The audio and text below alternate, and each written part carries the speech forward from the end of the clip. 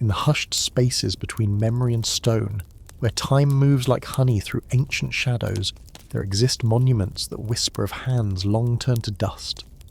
These are the places where forgotten builders once laboured under starlit skies, their names lost to the wind that now moves through empty doorways and weathered archways. Here, in the silence between what was and what remains, we find the echoes of their hammers, the ghost songs of their chisels, the patient breath of those who moved mountains with nothing but will and wonder. Tonight, as the world settles into sleep, we walk among their creations, feeling the weight of their dreams pressed into every stone, every impossible angle, every perfectly fitted joint that speaks of knowledge we have yet to remember. These are the silent stones, and they are calling us home to mysteries older than empires, deeper than any written word. If this journey into history gently moves you, take a second to like, share, and subscribe. It helps more sleepy minds find their way here. By the way, where in the world are you listening from? What time is it where you are? Drop a comment before you drift off. We read every single one. 11,000 years before the pyramids cast their shadows across Egyptian sand, before the first city walls rose from Mesopotamian clay, before bronze flowed like liquid fire into humanity's earliest tools, there lived builders whose names have been swallowed by the very earth they transformed.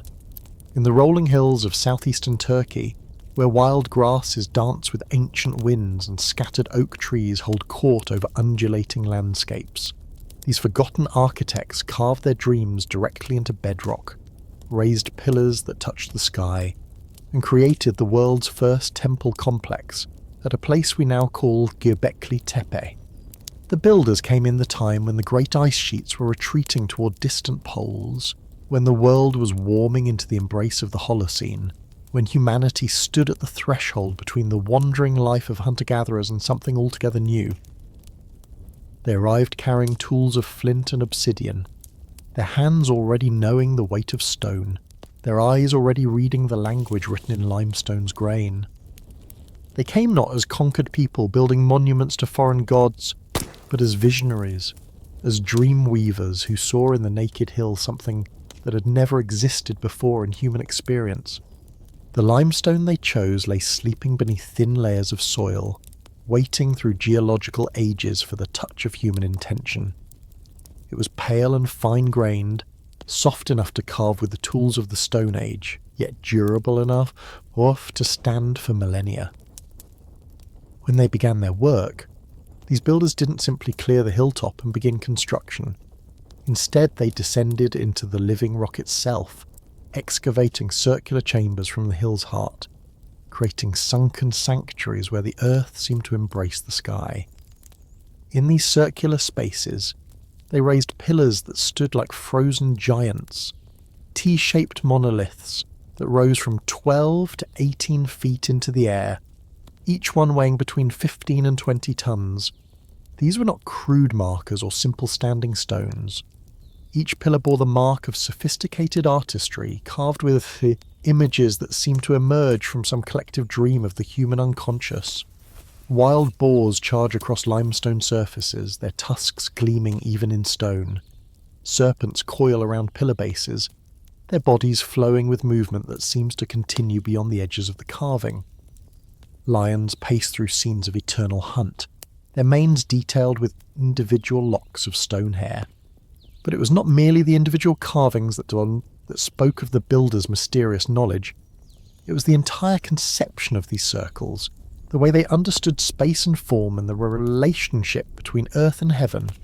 Each enclosure was precisely oriented, the pillars arranged according to patterns that spoke of careful observation of celestial movements. The builders watched the stars wheel overhead through countless nights, noting the rise and set of constellations, the annual dance of sun and moon, the subtle procession of the equinoxes across the vast calendar of the sky. The largest of their circles, later designated Enclosure D by archaeologists who would rediscover it thousands of years later, contained two central pillars that stood like sentinels in the circle's heart. These central monoliths were taller than the others, more elaborately carved, positioned with mathematical precision at the circle's focal point. Around them, smaller pillars formed a perfect ring, each one unique in its decoration yet harmonious with the whole, like individual voices in a celestial choir. As seasons turned to years and years gathered into decades, the builders expanded their vision. They carved more circles from the living rock, each one distinct in character yet connected to the others by pathways and sightlines that created a vast sacred geography across the hilltop. Some circles they filled with thousands of smaller stones, creating floors of carefully fitted fragments that must have taken countless hours to lay. Others they left open to the sky, their stone floors polished smooth by the passage of bare feet over generations. The work was slow, methodical, meditative. Without metal tools, without wheels, without domesticated animals to bear the enormous weight of the stones, these builders relied entirely on human ingenuity and the patient application of simple machines. They used wooden levers and stone fulcrums, rope woven from plant fibres, wooden rollers cut from oak trees, and the coordinated strength of communities working in harmony toward a shared vision. To quarry each pillar, they first had to locate the right section of bedrock, stone that was sound and free from flaws, and stone that would accept the detailed carving they envisioned. They traced the pillar's outline on the rock face with careful precision, then began the long process of separation. Using fire and water, they exploited the natural expansion and contraction of stone to create cracks along predetermined lines. They drove wooden wedges into these cracks, soaking the wood until it swelled and split the rock. They used harder stones as hammers and chisels, working day after day to free each pillar from its matrix of surrounding rock. Once freed, the pillars had to be moved from quarry to construction site, a distance that could be hundreds of yards across uneven terrain. The builders created ramps of earth and stone, carefully graded pathways that allowed them to transport the massive monoliths, using only human power and simple mechanical aids. They may have used a technique known to later civilizations, wrapping the pillars in thick ropes and rolling them end over end across prepared surfaces, guiding their progress with teams of workers pulling in coordinated rhythm. The final placement required even greater precision. Each pillar had to be lowered into a socket carved specifically for its base, positioned so that it stood perfectly vertical despite its enormous weight. The builders created elaborate systems of earthen ramps and timber supports, allowing them to raise each pillar gradually into position while maintaining absolute control over its angle and placement. Once erected, the pillars were held in place not by mortar or cement, but by the perfect fit between stone base and carved socket, and by carefully calculated counterbalances of earth and smaller stones. Only after the structural work was complete did the carving begin in earnest. Using tools of flint and obsidian, harder stones shaped into specialized implements, the builders transformed the raw limestone surfaces into galleries of moving life. They worked from scaffolds of wood and rope, their hands reading the stone's surface, feeling for the forms that waited within. The carvings were not mere decoration, but language, symbol, story, a complex system of meaning that connected the visible world to realms beyond human sight. The animals they carved were not random selections from the local ecosystem, but careful choices that spoke of deeper understanding. The wild boar represented strength and fertility, the fearsome power of the untamed forest. The serpent symbolized transformation, the endless cycle of death and renewal, the wisdom that comes through shedding old forms and emerging reborn. The lion spoke of solar power, of kingship and divine authority, of the fierce protection that guards sacred spaces. But there were other carvings, more mysterious, more difficult to interpret. Abstract symbols that might represent astronomical phenomena or spiritual concepts beyond the reach of modern understanding. Geometric patterns that seemed to encode mathematical relationships or mapping systems for navigating both physical and metaphysical territories. Human figures shown in profile, their hands positioned in gestures that suggest ritual meaning, their faces serene with the knowledge of initiates into mysteries we can only guess at.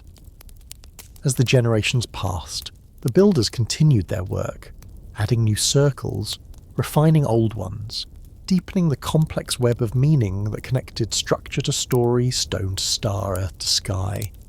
They developed techniques for creating surfaces so smooth they seemed to flow like water frozen in stone. They learned to carve details so fine that individual feathers could be distinguished on the wings of birds, so precise that the scales of serpents seemed to ripple with movement in the changing light of day and season. But perhaps the most remarkable aspect of their work was not the individual excellence of any single carving, or the impressive scale of any particular pillar. It was the coherent vision that unified the entire complex across centuries of construction. Despite being built over many generations by different hands guided by different personalities and individual skills, Göbekli Tepe displays a consistent architectural vocabulary, a shared symbolic language, a unified understanding of proportion and relationship that speaks of cultural continuity rarely seen in human history. This continuity suggests something profound about the society that created these monuments. It points to a stable social organisation capable of maintaining complex knowledge across generations, a system of apprenticeship and teaching that preserved not only technical skills but also the deeper spiritual and cosmological understanding that gave meaning to the work. It suggests a culture that valued long-term thinking, that could commit resources and energy to projects that would take lifetimes to complete, that understood their work as part of a larger story stretching far beyond individual lives.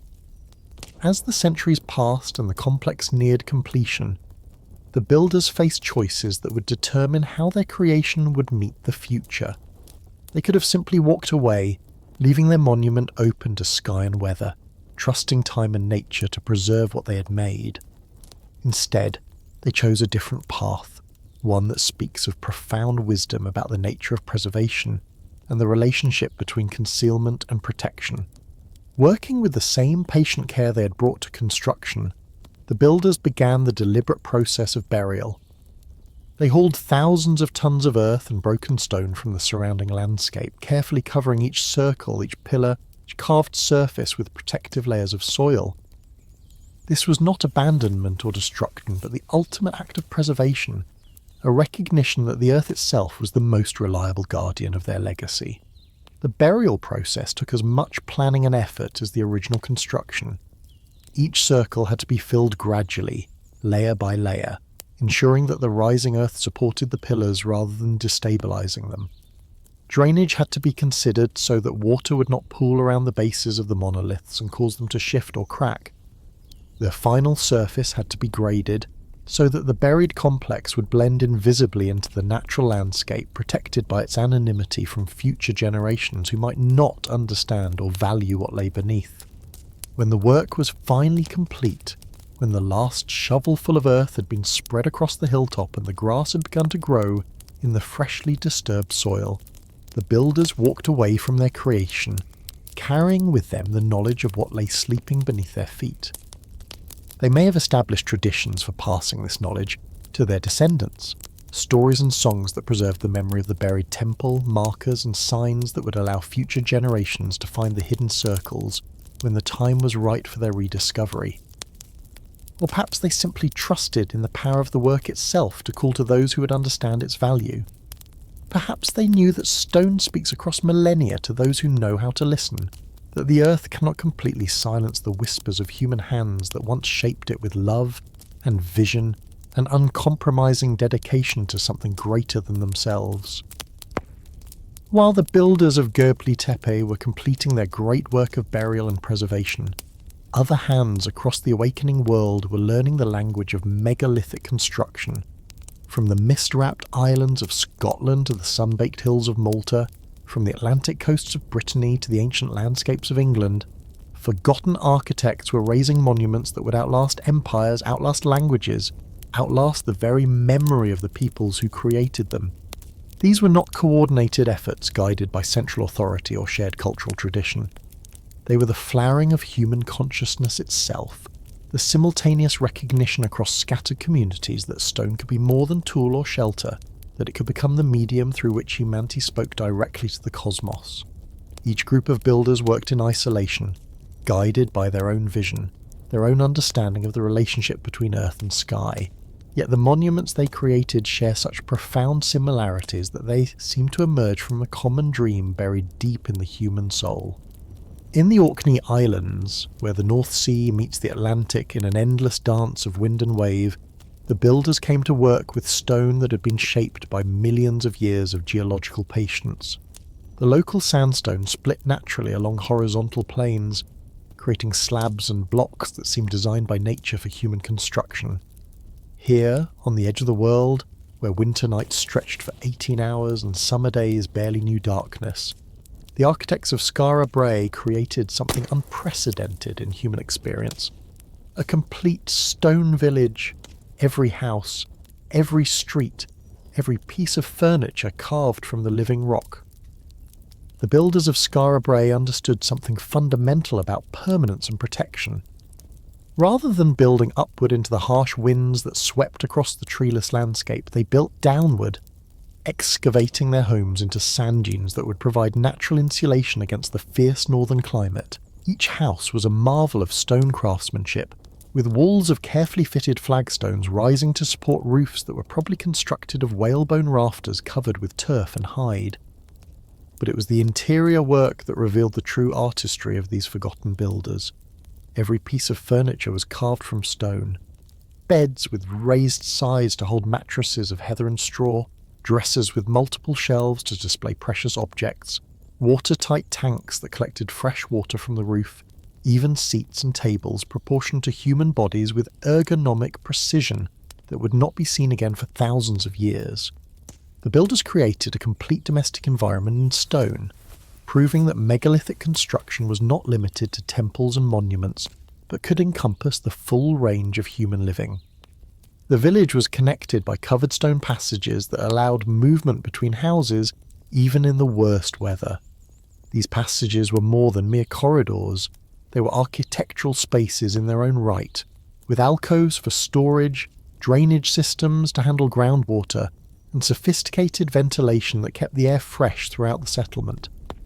The builders had solved problems of engineering and comfort that would challenge architects with modern materials and tools. At the same time, far to the south, other builders were working with different stone in different landscapes to create monuments of altogether different character. On the Mediterranean island of Malta, where limestone rises from azure seas and cliffs of honey-coloured beauty, architects were creating temple complexes that pushed the boundaries of megalithic construction into entirely new realms of sophistication. The Maltese builders worked with coralline limestone, a material that was soft when freshly quarried but hardened with exposure to air, allowing them to create architectural details of unprecedented refinement.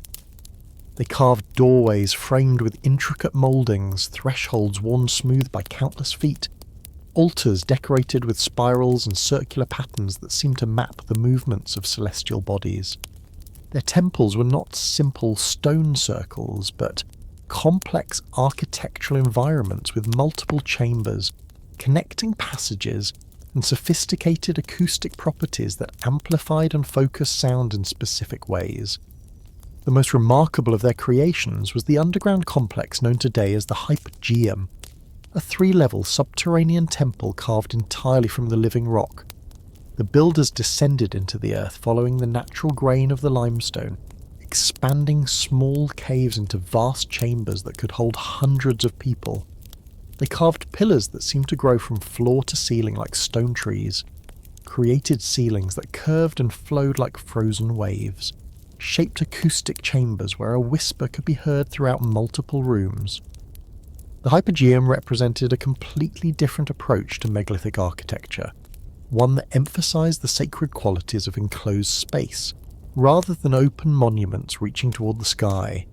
The builders created a stone womb, a place of darkness and resonance where initiates could experience death and rebirth, where the boundary between the world of the living and the realm of ancestors became permeable. Every surface was shaped with conscious intention, every chamber designed to produce specific psychological and spiritual effects. In the red sandstone country of Orkney, the builders were simultaneously creating monuments that combined the best insights of both traditions.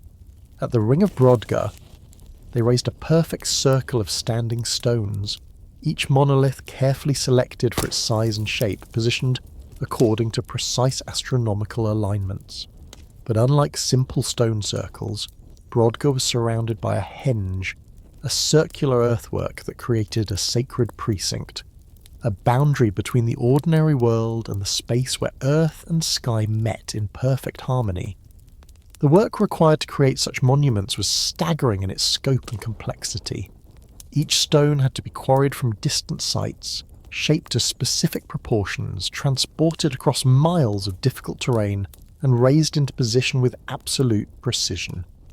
The builders had no metal tools, no wheeled vehicles, no domesticated animals stronger than dogs.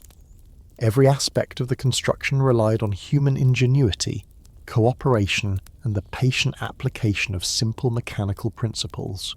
Yet the archaeological evidence suggests that these monuments were not built by slave labour or coerced communities.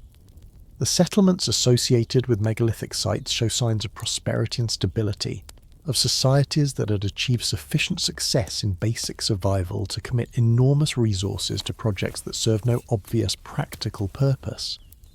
These were communities that chose to invest their surplus labour and energy in monuments that would outlast them by millennia, expressions of values and priorities that placed long-term meaning above short-term gain.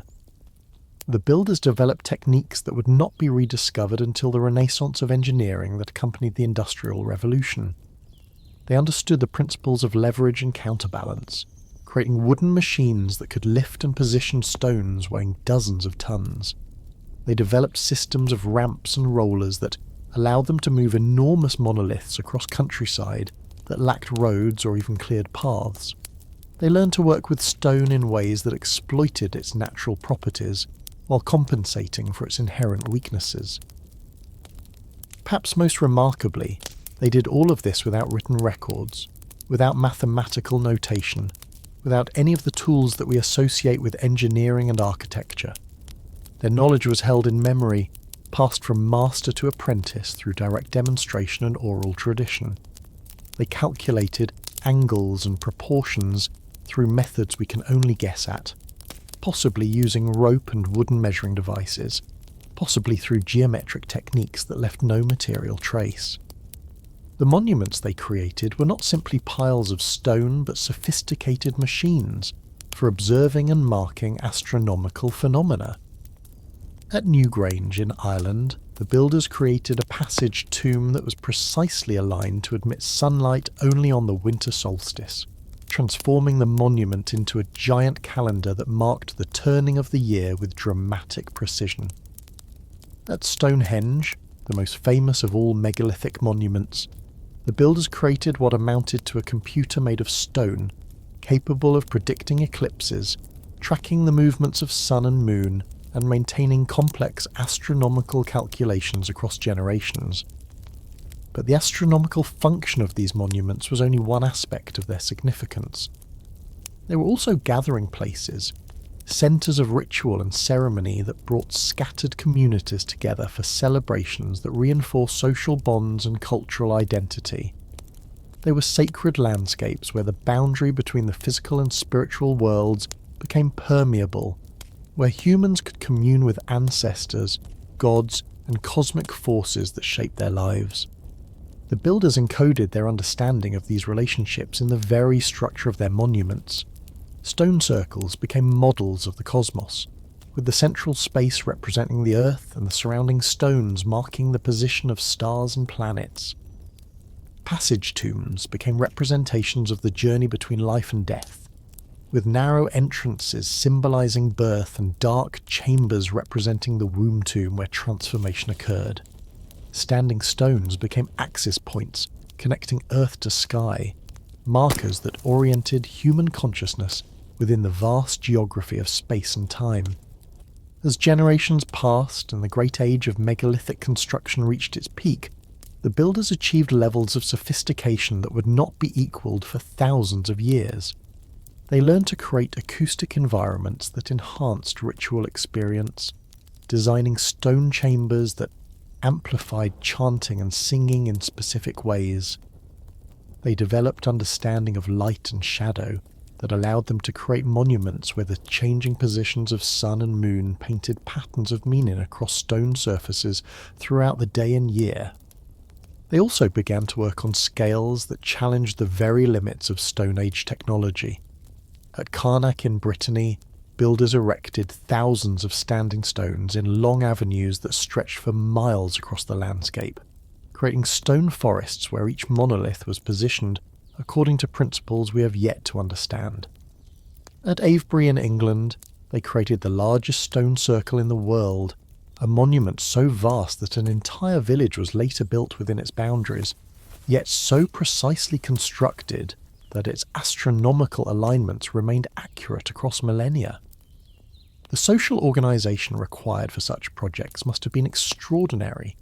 The builders had to coordinate the labour of thousands of workers, organise the quarrying and transport of massive stones from distant sites, maintain teams of skilled craftsmen over decades of construction, and preserve the architectural vision across generations of builders.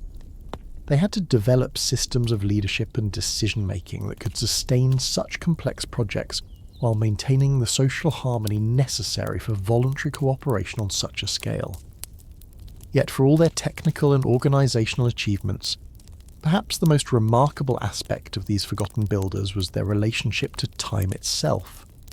They thought and planned in terms of centuries and millennia, creating monuments designed to function across timescales that dwarfed individual human lives. They understood that their work was not for themselves alone, but for all the generations that would follow, a gift to the future that would continue to mark the movements of celestial bodies and anchor human consciousness to cosmic rhythms long after their own names had been forgotten. This long-term perspective shaped every aspect of their work. They chose materials that would endure, developed construction techniques that would remain stable across geological time, and encoded their most important knowledge in forms that would survive the collapse of the social systems that created them. They built not for political power or personal glory, but for permanence, for meaning that would transcend the particular circumstances of their own time and place. Yet across the turning centuries, as civilizations rose like morning mist and settled into the patterns of their particular genius, the builders of the ancient world began to pursue something that transcended mere construction. They reached toward a precision so absolute, so mathematically pure, that it would echo through millennia like a whispered secret that refuses to fade. In the high plateaus of Bolivia, where the air grows thin and the sky presses close against the ancient earth, the ruins of Puma Punku stand as testament to a skill so refined it seems to mock the very notion of primitive humanity. Here, in this place where the wind carries the memory of vanished voices, lie stone blocks cut with such precision that no blade of grass could slip between their joints. The andesite and diorite, stones so hard that modern diamond-tipped tools struggle against their density, bear the marks of hands that understood geometry in ways that seem almost alien to our contemporary comprehension. Each block, some weighing more than 100 tons, was shaped with angles so perfect they appear to have been born from mathematical dreams rather than carved by human hands. The builders of Puma Punku, whose names have been swallowed by the silence of centuries, worked with tolerances measured in fractions of millimetres. They created interlocking systems so complex that archaeologists still struggle to understand how the massive stones were meant to fit together. It is as if these ancient architects possessed a language of stone that spoke in equations, a vocabulary of precision that allowed them to commune with the very atoms of the rock itself. But what drives a civilization to pursue such exactitude? What inner compulsion calls forth the desire to shape stone with the precision of a master jeweller working precious metals? Perhaps it was something deeper than mere architectural ambition. Perhaps it was a reaching toward the divine through the perfection of the physical realm. In the quietude of these high places, where the ancient builders once laboured under stars that have since shifted in their courses, one can almost hear the whispered conversations between craftsman and stone. the patient dialogue of hammer and chisel pursuing a truth that lived in the realm of absolute precision.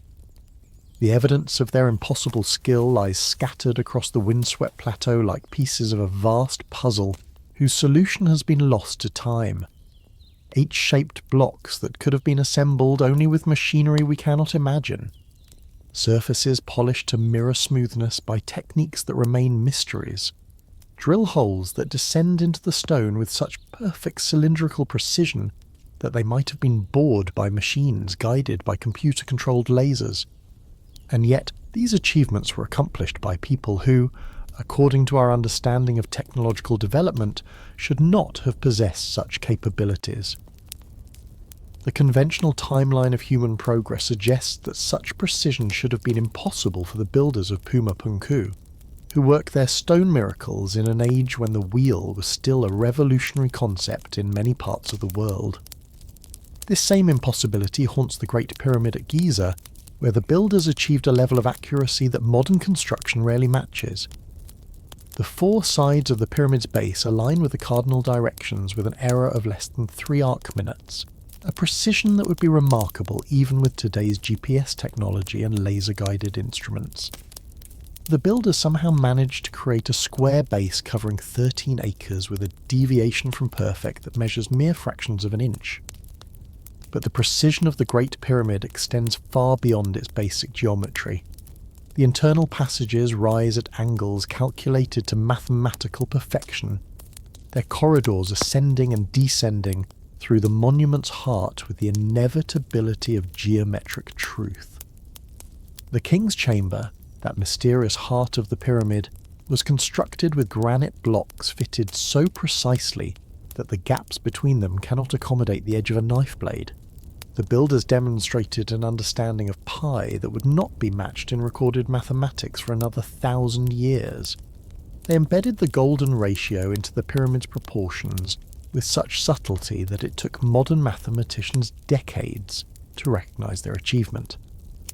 The monument's height multiplied by 1 billion approximates the distance from the Earth to the Sun, a relationship so precise it suggests knowledge of cosmic measurements that should have been beyond the reach of Bronze Age civilization. How did they achieve such precision without the tools we consider essential for accurate measurement? How did they transport and position stones weighing dozens of tons with an accuracy measured in millimeters? The questions multiply like echoes in the pyramid's chambers, each answer revealing new mysteries that stretch the boundaries of our understanding. The same precision that marks the Great Pyramid appears in countless other monuments across the ancient world, as if the knowledge of absolute accuracy was a flame passed from one civilization to another across the centuries. In Peru, the walls of Sacsayhuaman demonstrate stone-cutting skills that rival any achievement of the pyramid builders. Massive stones, some weighing more than 300 tons, fit together with seams so tight that archaeologists marvel at the precision achieved by builders working without mortar. The polygonal masonry of these Andean builders represents a triumph of engineering that seems to defy rational explanation. Stones cut into complex shapes with dozens of angles and surfaces fit together like the pieces of an enormous three-dimensional jigsaw puzzle. Each stone was shaped to mate perfectly with its neighbours, creating walls so stable they have withstood 5 centuries of earthquakes that toppled the Spanish colonial buildings constructed on top of them. The precision required for such construction demands not only extraordinary skill, but also an understanding of structural engineering principles that rival modern knowledge. The builders had to calculate the exact shape needed for each stone to distribute weight evenly throughout the wall, while accommodating the natural settling and movement of the earth beneath. They achieved this with tools that conventional archaeology insists were limited to bronze implements and stone hammers. Yet the evidence of their precision remains undeniable, carved into the living rock for all eternity. The stones themselves bear witness to capabilities that challenge our fundamental assumptions about the technological limitations of ancient peoples. In the silence of these high places, where the wind carries whispers of forgotten knowledge, The precision of the ancient builders speaks across the centuries in a language of mathematical truth that needs no translation. The mysteries deepen when we consider the Antikythera mechanism, that bronze miracle pulled from the Mediterranean depths like a message from a lost world of mechanical genius. This device, created by unknown hands somewhere around the 1st century before the Common Era, represents a level of precision in bronze working that would not be seen again for more than a millennium. Its gears, some containing teeth smaller than a grain of rice, were cut with tolerances so fine that the mechanism could predict the positions of celestial bodies with accuracy that astounds modern astronomers. The craftsmen who created this bronze computer understood differential gearing systems that would not be reinvented until the 20th century. They possessed knowledge of planetary cycles so precise that their calculations matched observations made with modern telescopes. The mechanism's main gear contains 223 teeth, corresponding to the Saros cycle, the period of eclipse prediction known to ancient astronomers, while other gears track the complex cycles of the moon and planets with mathematical precision. To achieve such accuracy in bronze, a metal that presents significant challenges for precision work, required not only advanced mathematical knowledge, but also manufacturing techniques of extraordinary sophistication.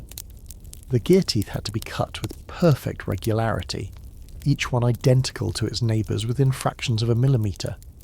The bronze alloy itself had to be mixed to exact proportions to achieve the hardness and durability required for the mechanism's long-term function.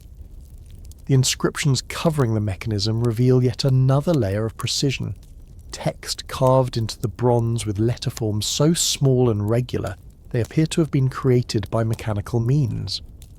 The craftsmen who inscribed these instructions possessed writing skills that matched their mechanical genius, creating documentation so precise it allowed modern researchers to reconstruct the device's function 2 millennia after its creation.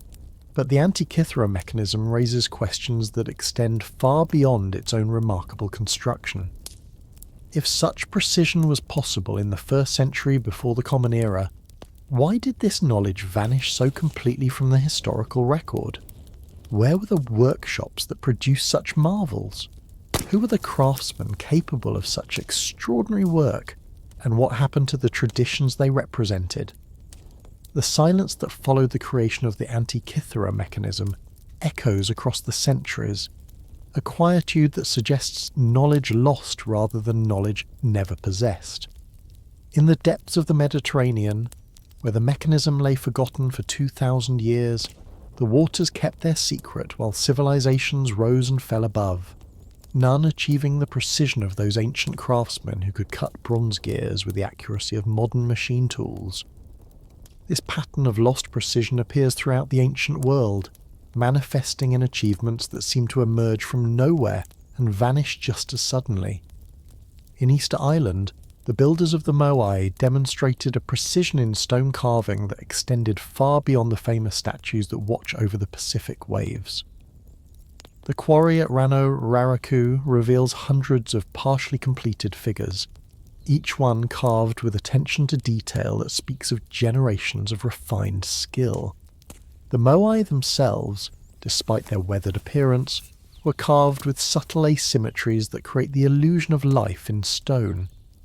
The builders understood how the human eye perceives proportion and adjusted their carvings accordingly, creating figures that appear perfectly symmetrical while actually incorporating tiny variations that enhance their lifelike appearance. This level of sophistication in sculptural technique represents knowledge of human perception that rivals the understanding of modern artists. But the precision of the Easter Island builders extended beyond their famous statues to the platforms on which the Moai stand. These ahu represent feats of engineering precision that required exact calculations of weight distribution and structural stability. Stones weighing many tons were fitted together without mortar, creating foundations so stable they have supported the massive statues for centuries despite the island's frequent earthquakes. The builders achieved this precision while working in complete isolation. cut off from the rest of the world by thousands of miles of empty ocean. They had no access to the accumulated knowledge of other civilizations, no opportunity to learn from the achievements of the distant craftsmen.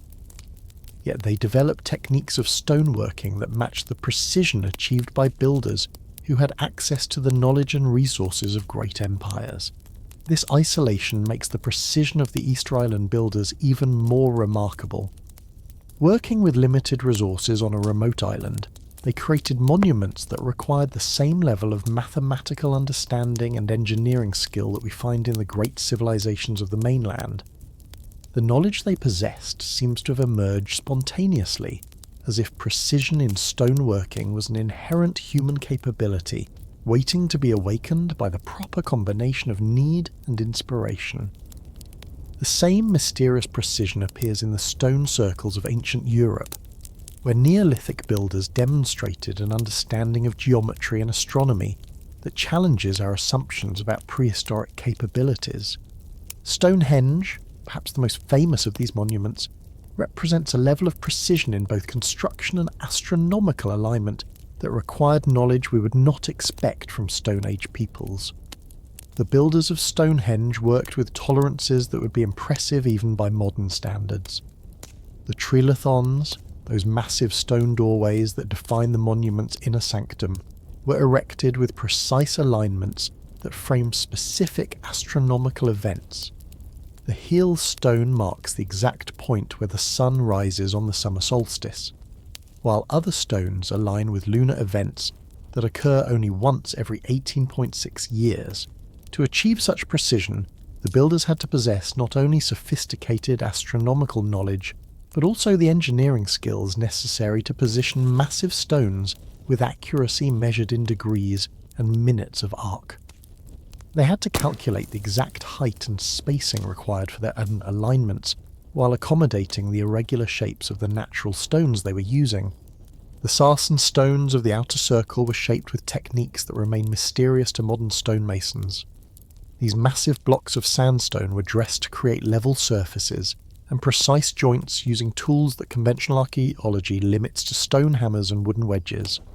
Yet the precision of their shaping rivals' work done with modern power tools. The lintels that crown the trilithons were carved with subtle curves that compensate for optical illusions, creating the appearance of straight lines when viewed from ground level. This demonstrates an understanding of visual perception that would not be codified in architectural theory for thousands of years. The builders possessed practical knowledge of principles that would later be formalized in the mathematical traditions of Greece and Rome, but perhaps the most remarkable aspect of Stonehenge's precision lies in its temporal dimension. The monument was built in stages over a period of 15 centuries, with each generation of builders maintaining the precision and astronomical accuracy established by their predecessors. This continuity of purpose and skill across so many generations suggests a tradition of knowledge preservation that ensured the precise transmission of complex technical information from one century to the next. The same continuity of precision appears in the megalithic traditions of other European sites. Newgrange in Ireland demonstrates astronomical alignments achieved with accuracy that modern surveyors admire. The passage tomb is oriented so precisely that sunlight penetrates its inner chamber only during the few days surrounding the winter solstice, creating an effect so exact it suggests the builders possessed instruments of remarkable sophistication. The corbelled ceiling of Newgrange's inner chamber represents a feat of engineering precision that has kept the interior dry for 5 millennia. Each stone was positioned with exact calculations of weight distribution and structural stability, creating a vault that distributes its load so efficiently it has remained intact despite centuries of settlement and weather. The precision achieved by these ancient builders extended to their understanding of materials and their properties. They selected stones not only for their structural characteristics, but also for their acoustic properties, creating chambers that enhance and focus sound in ways that suggest sophisticated knowledge of architectural acoustics. The resonant frequencies of these spaces were tuned to human vocal ranges, creating environments where chanting and singing would be amplified and enriched. This marriage of precision with purpose reveals something profound about the minds of the ancient builders. They were not content merely to create structures that would stand. They sought to create spaces that would enhance human experience, environments that would focus consciousness and attention in specific ways. Their precision served not only engineering requirements, but also spiritual and ceremonial purposes that required exact acoustic and visual effects. The builders of Nan Madol, that mysterious stone city rising from the coral reefs of Pompeii, demonstrated yet another form of precision that challenges our understanding of ancient capabilities. They created artificial islands from basalt columns, positioning massive stones with such accuracy that the resulting structures have withstood centuries of tropical storms and tidal action. The precision required for such construction in a marine environment presents engineering challenges that would test modern builders. Each stone had to be positioned to account for tidal forces, wave action, and the settling of coral foundations. The builders achieved this while working in water, manoeuvring stones weighing many tons through coral channels and positioning them with the millimetre accuracy. The basalt columns used in Nan Madol's construction were quarried from a distant site and transported across open water by the methods that remain mysterious. The precision with which they were fitted together suggests construction techniques that could achieve exact alignment despite the challenges of working in a tidal environment. The resulting structures have remained stable for centuries, testament to the accuracy of their builders' calculations. But the most remarkable aspect of Nan Madol's precision lies in its overall plan. The city was laid out according to principles that created a complex network of channels and artificial islands, each positioned to serve specific functions within the larger system. This level of urban planning required not only engineering precision, but also sophisticated understanding of hydrodynamics and tidal flow. The builders demonstrated knowledge of how water moves through complex channel systems, how tidal forces affect foundation stability, and how to create structures that work with natural forces rather than against them. This ecological precision, the ability to build in harmony with environmental systems, represents a level of understanding that modern architects are only beginning to appreciate. In the quiet waters of Nan Madol's channels, where fish swim through the ruins of corridors once walked by forgotten priests and rulers, the precision of the ancient builders continues to function. The tides still flow according to the patterns they accommodated, the stones still bear the loads they calculated, and the city still stands as testament to their extraordinary skill. The precision of these ancient builders appears to have emerged from a different relationship with materials and environment than we maintain today. They seem to have worked in partnership with stone and bronze and wood, understanding the inherent properties of each material so deeply that they could coax extraordinary performance from relatively simple tools. This intimate knowledge of materials required generations of accumulated experience, passed down through traditions of craftsmanship that valued precision above speed and accuracy above efficiency. The builders were willing to spend decades on single projects, refining their techniques through countless iterations until they achieved the mathematical perfection their vision demanded. Their precision was not merely technical, but also spiritual, arising from worldviews that saw exact proportion and perfect alignment as expressions of cosmic order. They built not just structures, but also embodiments of mathematical principles they believed governed the universe itself. Their precision was an act of devotion, a way of participating in the fundamental harmony they perceived in the movements of stars and planets. In the silence that surrounds these ancient achievements, where wind moves through empty corridors and grass grows between precisely fitted stones, the precision of the forgotten builders continues to speak across the centuries. Their mathematical perfection has outlasted the civilizations that created it. Their accurate alignments still mark the passages of celestial bodies that guided their calculations. The mystery of their precision deepens with each new discovery, each measurement that reveals another impossible tolerance achieved with simple tools. In the growing twilight of our understanding, as we struggle to explain capabilities that seem to exceed our own, the ancient builders maintain their secret. Their precision echoes through time like a question without an answer, a challenge to our assumptions about the limitations of human achievement. And in that challenge lies perhaps the greatest gift of the Forgotten Builders, the reminder that human capability extends far beyond the boundaries we imagine, that precision and perfection remain attainable goals for those willing to pursue them with the patience and devotion of the ancient masters. Their stone monuments stand as eternal invitations to exceed our limitations, to reach toward accuracies we have forgotten how to achieve. The precision of ages flows forward through time, carrying within its mathematical certainties the whispered promise that what has been achieved once might be achieved again. In the silence of ancient ruins, where shadows measure time with the accuracy the builders built into stone, their precision awaits rediscovery by minds willing to learn the patience of centuries and the devotion of the eternal. As night settles over the scattered monuments of the Forgotten Builders, their precision continues its patient vigil. Stars wheel overhead in the same patterns their calculations predicted. Seasons turn according to the cycles their alignments mark.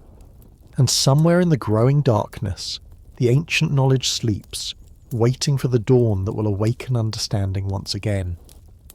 The precision of the ancient builders flows forward through dreams of stone and bronze, carrying their impossible accuracies into the realm of sleep, where all mysteries find their resolution. In that place beyond measurement, where perfection needs no tools and accuracy requires no instruments, the Forgotten Builders continue their eternal work, crafting monuments in the substance of memory itself.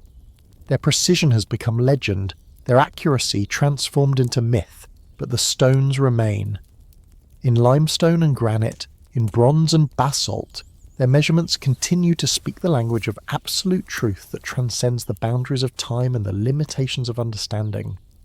The precision of ages echoes through eternity, a whispered secret that connects all builders across the centuries in the brotherhood of those who seek perfection in the realm of the physical world. And so the builders vanished into the mists of time, leaving behind only their impossible stones as witnesses to skills that died with them.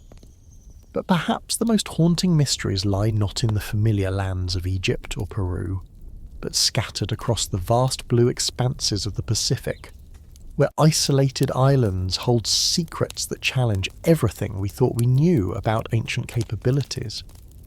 In the endless sweep of the Pacific Ocean, where water meets sky in an unbroken circle of blue, there rises a small triangle of volcanic land so remote that the nearest inhabited neighbour lies over 1,000 miles away. This is Rapa Nui, which the outside world came to know as Easter Island.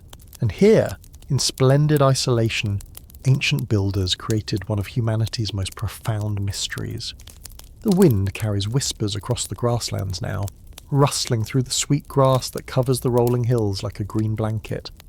But these whispers speak of a time when this island hummed with purposeful activity, when the quarries echoed with the ring of stone tools, and when nearly 900 massive figures began their eternal watch over land and sea. The Moai stand in silence now, their backs turned to the ocean that carried their creators here more than 1,000 years ago. Each face is unique, each excavation carrying its own weight of mystery. Some scholars suggest they represent ancestors, deified chiefs whose spirits were carved into volcanic tuff to watch over their descendants. Others whisper of star maps, of encoded astronomical knowledge, of purposes that died with the last of those who commanded their creation. But it's not merely their presence that haunts the imagination. It is the impossibility of their existence. The largest of these stone giants weighs 86 tons, carved from a single block of volcanic rock with tools of obsidian and basalt. The quarry at Rano Raraku, where most were born, sits like an ancient amphitheatre in the island's heart. Its slopes still dotted with hundreds of figures in various stages of completion, as if the work had stopped suddenly, leaving an entire civilization's effort frozen in time. The builders themselves remain faceless to us. We know them only as the Rapa Nui, and their story has been filtered through centuries of European interpretation, missionary accounts, and archaeological speculation. What emerges is a picture of a people who possessed knowledge that seems impossible for an isolated island culture. Sophisticated understanding of astronomy, advanced engineering capabilities, and organisational skills that could coordinate the movement of multi-ton statues across miles of rough terrain. Consider the logistics alone. Each moai required not just the vision to conceive and the skill to carve, but the mathematical precision to calculate weight distribution, the engineering knowledge to devise transport methods, and the social organisation to mobilise hundreds of workers for projects that might take generations to complete. These were not simple stone carvers, but master engineers working with primitive tools to achieve results that would challenge modern construction crews. The mystery deepens when we examine the ahiu, the ceremonial platforms upon which many moai stand. These foundations are built with precision that rivals the finest stonework of the Incas, using interlocking blocks fitted so perfectly that no mortar was required. The builders somehow managed to create level platforms on sloping ground, foundations strong enough to support massive statues while withstanding centuries of earthquakes and storms. Recent excavations have revealed that many of the moai were not simply heads, as popular imagination long believed, but full-bodied figures buried up to their shoulders by centuries of soil accumulation. The discovery of these hidden bodies has transformed our understanding of the statue's scale and complexity.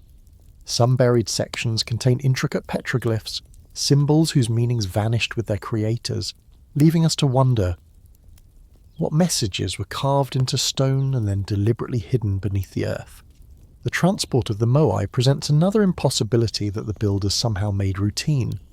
Traditional theories suggested the statues were rolled on logs, dragged on wooden sledges, or moved with elaborate rope and lever systems.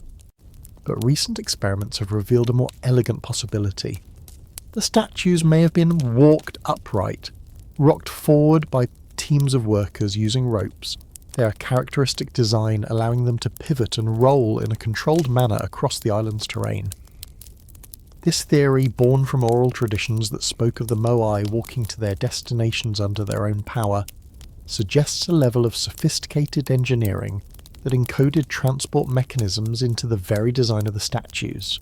The builders didn't just create art, they created mobile architecture, figures designed to move across the landscape with an efficiency that seems almost magical to observers who don't understand the principles involved. But perhaps the most profound mystery lies not in how the moai were moved, but in why they were created at all. The conventional narrative speaks of ancestor worship, of competing clans creating ever larger statues and displays of power and prestige. Yet this explanation feels incomplete when one stands among the figures at dusk, watching their faces catch the last light of day, feeling the weight of their collective gaze. There is something in their positioning, in the way they face inland rather than out to sea, in their astronomical alignments that suggest purpose beyond simple commemoration. Some researchers have noted that the moai appear to align with significant astronomical events, solstices, equinoxes, the rising and setting of particular stars. Others point to their relationship with freshwater sources, suggesting they served as markers in a complex system of resource management that helped sustain life on an isolated island with limited natural resources. The builders of Rapa Nui possessed knowledge that extended far beyond stonework. They were master agriculturalists who transformed volcanic soil into productive gardens, creating rock mulch gardens that conserved moisture and protected crops from salt spray. They were skilled navigators who maintained contact with distant islands across thousands of miles of open ocean. They were astronomers who tracked celestial cycles with precision that amazes modern researchers. Yet for all their sophistication, the Rapa Nui civilization collapsed. By the time European explorers arrived in the 18th century, the island's population had dwindled to a few thousand, the great quarries were abandoned, and the knowledge of how to create and move the moai had been lost. The collapse was complete and devastating, erasing not just a way of life, but the very memory of how that life had been possible. Theories for this collapse abound. Environmental degradation caused by deforestation, social conflict arising from competition for dwindling resources, external factors like disease or slave raids. But none fully explain how a civilization capable of such remarkable achievements could vanish so completely, leaving behind only silent stones and fragments of oral tradition. The true tragedy of Rapa Nui lies not just in what was lost, but in what was never recorded. The builders left no written language, no detailed accounts of their methods, no explanations of their purposes. They poured their knowledge into stone and earth, into alignments and proportions, into a symbolic language that we can observe but cannot fully decode. Standing among the Moai today, one cannot escape the feeling that these stones hold secrets that could revolutionize our understanding of ancient capabilities. The precision of their carving suggests tools and techniques we haven't identified. The organization of their creation implies social structures we haven't recognized. The purpose of their existence points to knowledge systems we haven't grasped. Recent discoveries continue to deepen the mystery. Ground-penetrating radar has revealed extensive underground chambers and tunnels beneath the island, suggesting a hidden landscape of construction that matches the visible monuments in scope and ambition. Chemical analysis of the statues has identified trace elements that don't match local geology, raising questions about whether materials were imported from distant islands or whether the builders had access to mineral resources we haven't located. The Moai themselves continue to yield surprises. Advanced scanning techniques have revealed internal structures that suggest some statues may have been built around wooden or stone frameworks, like massive sculptures built upon hidden skeletons. Others show evidence of modification and repair over centuries, indicating that the builders maintained and updated their creations across generations, suggesting traditions of craftsmanship that spanned centuries. Halfway across the Pacific, in the warm waters surrounding the island of Pohnpei, rises another impossible creation of forgotten builders. Here, in a lagoon protected by coral reefs, the ancient Sodalur dynasty constructed something that defies easy categorization. A city built entirely upon artificial islands. A Venice of the Pacific that predates European maritime engineering by centuries.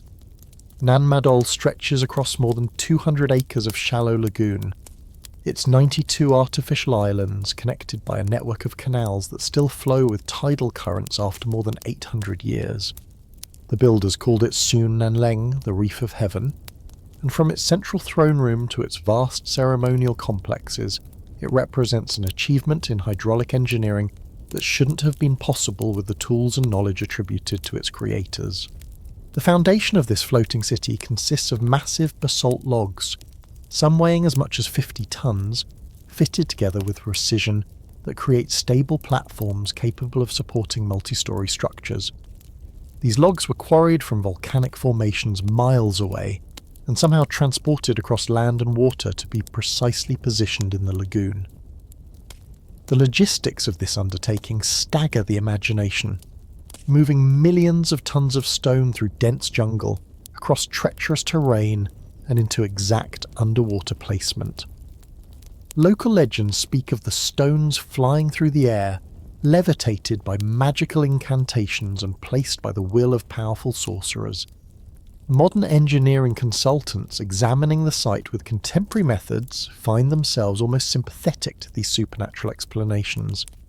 The precision of placement, the stability of the foundations, the sophisticated understanding of water flow and tidal action required to make this city work, all of it suggests capabilities that seem impossible for a medieval Pacific island.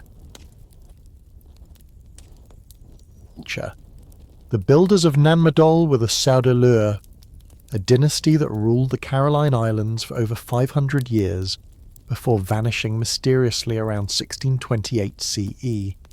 Historical records of their achievements exist primarily in oral traditions that blur the line between history and mythology, making it difficult to separate fact from legend in understanding their capabilities. What remains clear from the physical evidence is that the Sodalur possessed engineering knowledge that enabled them to manipulate water flow, create stable artificial islands, and construct buildings that have withstood centuries of typhoons, earthquakes, and tidal action. The city's layout demonstrates sophisticated urban planning, with districts designated for different functions. Residential areas for the ruling class, ceremonial complexes for religious activities, and administrative centres for governance. The most imposing structure within Nan Madol is Nan Dawas, the House of the Dead, a mortuary complex built upon one of the larger artificial islands.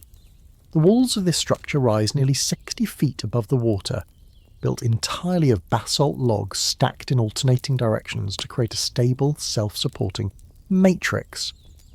The interior spaces are precisely engineered, with chambers designed for specific ritual purposes and acoustic properties that suggest the builders understood sound engineering principles. Archaeological investigation of Nan Dawas has revealed burial chambers containing the remains of Saudalur rulers, along with grave goods that indicate trade connections spanning thousands of miles across the Pacific. Shell ornaments from distant atolls, stone tools crafted from materials not found locally, and worked metals that suggest contact with Asian civilizations all point to a sophisticated network of maritime trade and cultural exchange. This evidence challenges conventional narratives about Pacific Island isolation and technological limitations.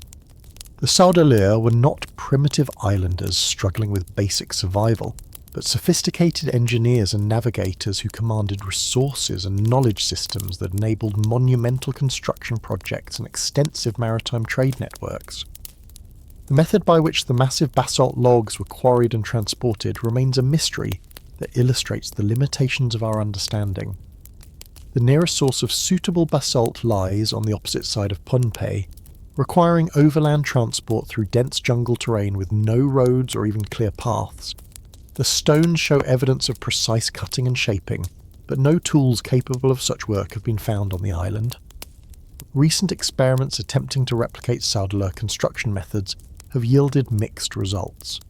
While modern engineers can conceptualize ways to move and place the basalt logs using contemporary equipment, attempts to accomplish the same tasks using only tools and methods available to medieval Pacific Islanders have largely failed. The precision required, the organisational capabilities needed, and the sheer physical demands of the work seem to exceed what should have been possible. The hydraulic engineering evident throughout Nan Madol presents another layer of mystery. The city's canal system is designed to work with natural tidal flow, creating currents that keep the waterways clear of sediment and debris. The artificial islands are positioned to maximise water circulation while creating protected harbours for canoes and other vessels. The entire complex functions as an integrated hydraulic system that manages water flow across more than 200 acres with remarkable efficiency.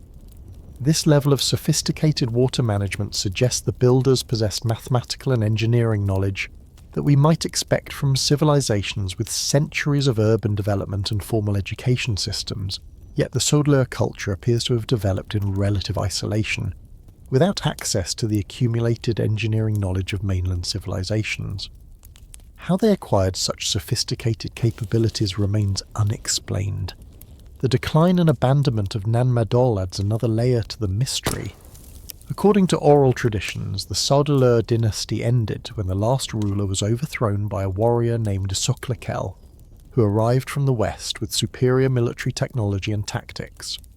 The new rulers abandoned Nan Madol, allowing the jungle to reclaim the artificial islands and the tidal waters to erode the careful engineering that had maintained the city for centuries. But physical evidence suggests the abandonment may have been more complex than political conquest alone. Climate data indicates that the period of Nan Madol's decline coincided with significant environmental changes, including rising sea levels and increased frequency of severe storms. The sophisticated hydraulic systems that had made the city viable may have been overwhelmed by changing conditions that exceeded their design parameters. Archaeological investigation of the abandoned islands reveals evidence of gradual decline rather than sudden destruction. Building foundations show signs of long-term neglect and incremental collapse. Ceremonial complexes appear to have been systematically dismantled, with valuable materials removed for use elsewhere. The abandonment seems to have been planned and deliberate, suggesting the inhabitants understood their city was no longer sustainable.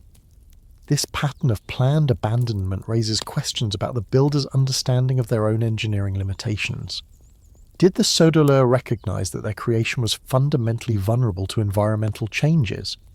Did they possess knowledge about long-term sustainability that informed their decision to abandon Nan Madol before catastrophic failure occurred? Modern examination of the site reveals engineering principles that contemporary builders are only beginning to understand. The basalt log construction creates structures that are remarkably flexible, able to shift and adjust with ground movement without catastrophic failure. The water management systems demonstrate understanding of hydraulic principles that weren't formally codified in Western engineering until centuries later. The urban planning reflects sophisticated understanding of human psychology and social organisation. Recent underwater surveys around Nan Madol have revealed additional structures that were previously unknown, suggesting the visible city represents only a portion of the Sodalur builders' achievements. Submerged walls, partially collapsed artificial islands, and what appear to be harbour facilities extend far beyond the currently visible boundaries of the site. These discoveries indicate that Nan Madol was once even larger and more complex than previously understood. The implications of these discoveries extend beyond simple historical interest. If the Sodalur possessed engineering capabilities that we are only now beginning to recognise and understand, what other knowledge might have been lost with their civilization? What other achievements might lie hidden beneath centuries of vegetation and sedimentation throughout the Pacific Islands? Scattered across the vast expanse of the Pacific Ocean, from the Marshall Islands to Easter Island, from Hawaii to New Zealand, lies evidence of builders whose achievements in stone and earth were matched by their mastery of the sea itself. These were the Navigator builders, cultures that combined monumental architecture with sophisticated maritime technology to create networks of civilization spanning thousands of miles of open ocean. On the coral atolls of the Marshall Islands, builders created navigation temples that functioned as both spiritual centres and technical schools for the training of navigators. These structures, built from coral blocks quarried from the reef itself, were precisely aligned with celestial phenomena and ocean currents, serving as three-dimensional maps of the Pacific's hidden geography. The builders of these temples possessed knowledge that Western navigation science didn't recognise until the development of modern oceanography. They understood that ocean swells follow predictable patterns even hundreds of miles from their origin, that these patterns could be read like road maps by those who knew the signs. They knew that certain birds followed specific flight paths that could guide navigators to distant islands, that watercolour and cloud formations revealed the presence of land beyond the horizon. The architecture of these navigation temples encoded this knowledge in stone. Wall alignments corresponded to the bearing of distant islands. Stone markers indicated the seasonal positions of navigation stars. Interior chambers were designed to amplify the sound of specific wave patterns, training navigators to recognise the acoustic signatures of different ocean conditions. But these weren't merely training facilities, they were repositories of accumulated knowledge spanning generations of oceanic exploration. Each temple represented centuries of observation, experimentation, and refinement of navigation techniques. The builders created permanent records of information that would otherwise exist only in human memory, vulnerable to loss with the death of the individual navigators. The sophistication of this knowledge system is evident in the achievements it made possible. Polynesian navigators regularly made round-trip voyages of thousands of miles across open ocean, reaching islands separated by vast expanses of water with no intermediate landmarks. They established trade networks that spanned the Pacific, maintained cultural contact across distances that would challenge modern sailing vessels, and successfully colonised islands from Easter Island to New Zealand. Archaeological evidence suggests these navigator builders possessed maps that modern oceanographers are only beginning to understand. Stick charts made from wooden shell encoded information about wave patterns, island positions, and seasonal navigation conditions. These charts weren't simply representations of geography, they were operational tools that compressed complex three-dimensional information about ocean conditions into portable, memorizable formats. The temples themselves demonstrate engineering capabilities that complement the navigational knowledge they preserved. Structures built on coral atolls just feet above sea level have survived centuries of storms and tsunamis that should have destroyed them. The builders understood principles of flexible construction that allowed their buildings to move with extreme weather events without catastrophic failure. Foundation systems for these temples reveal sophisticated understanding of coral geology and ocean hydraulics. Rather than fighting against natural forces, the builders created structures that worked with tidal action, storm surge, and ground movement. Drainage systems channeled water in ways that prevented erosion, while providing fresh water storage for communities that had no other sources. The ritual aspects of these temples reflect the integration of practical navigation knowledge with spiritual and cultural systems. Navigation wasn't simply a technical skill for these builders. It was a sacred art that connected communities across vast distances, maintained cultural identity across generations, and preserved knowledge systems that enabled survival in one of Earth's most challenging environments. Ceremonial practices associated with the temples included elaborate rituals for the training and certification of navigators. These ceremonies tested not only technical knowledge, but also psychological readiness for long ocean voyages, cultural understanding that would enable effective interaction with distant communities, and spiritual preparation for journeys that might last months and involve life or death decisions. The decline of these temple schools coincided with the arrival of European navigational technology and colonial disruption of traditional Pacific cultures. The introduction of compass navigation, written charts, and metal-hulled vessels made traditional navigation knowledge seem obsolete, leading to the abandonment of the temples and the loss of knowledge systems that had sustained Pacific exploration for centuries. But recent research has revealed that traditional Pacific navigation knowledge contained information that modern navigation science has overlooked. Environmental awareness, pattern recognition capabilities, and integrated understanding of ocean systems that enable successful navigation with minimal technology offer insights that could improve contemporary maritime practices. The builders of these temples created educational institutions that functioned for centuries without written language, formal mathematics, or metal tools.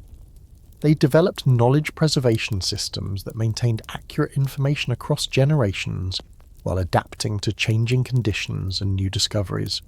They created communities of practice that balanced innovation with tradition, ensuring that navigation knowledge continued to evolve while maintaining proven techniques.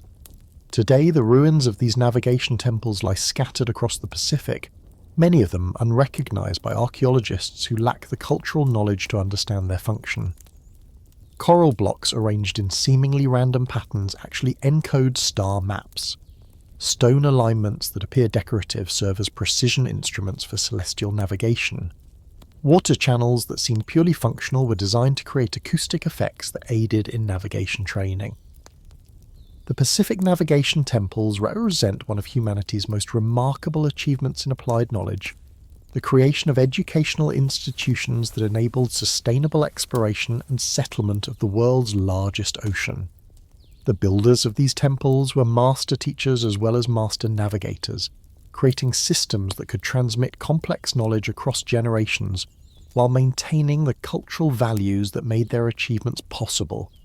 In the warm, shallow waters of the Pacific, where coral reefs create underwater gardens of impossible beauty and complexity, ancient builders discovered construction materials and techniques that Western architecture has only recently begun to understand.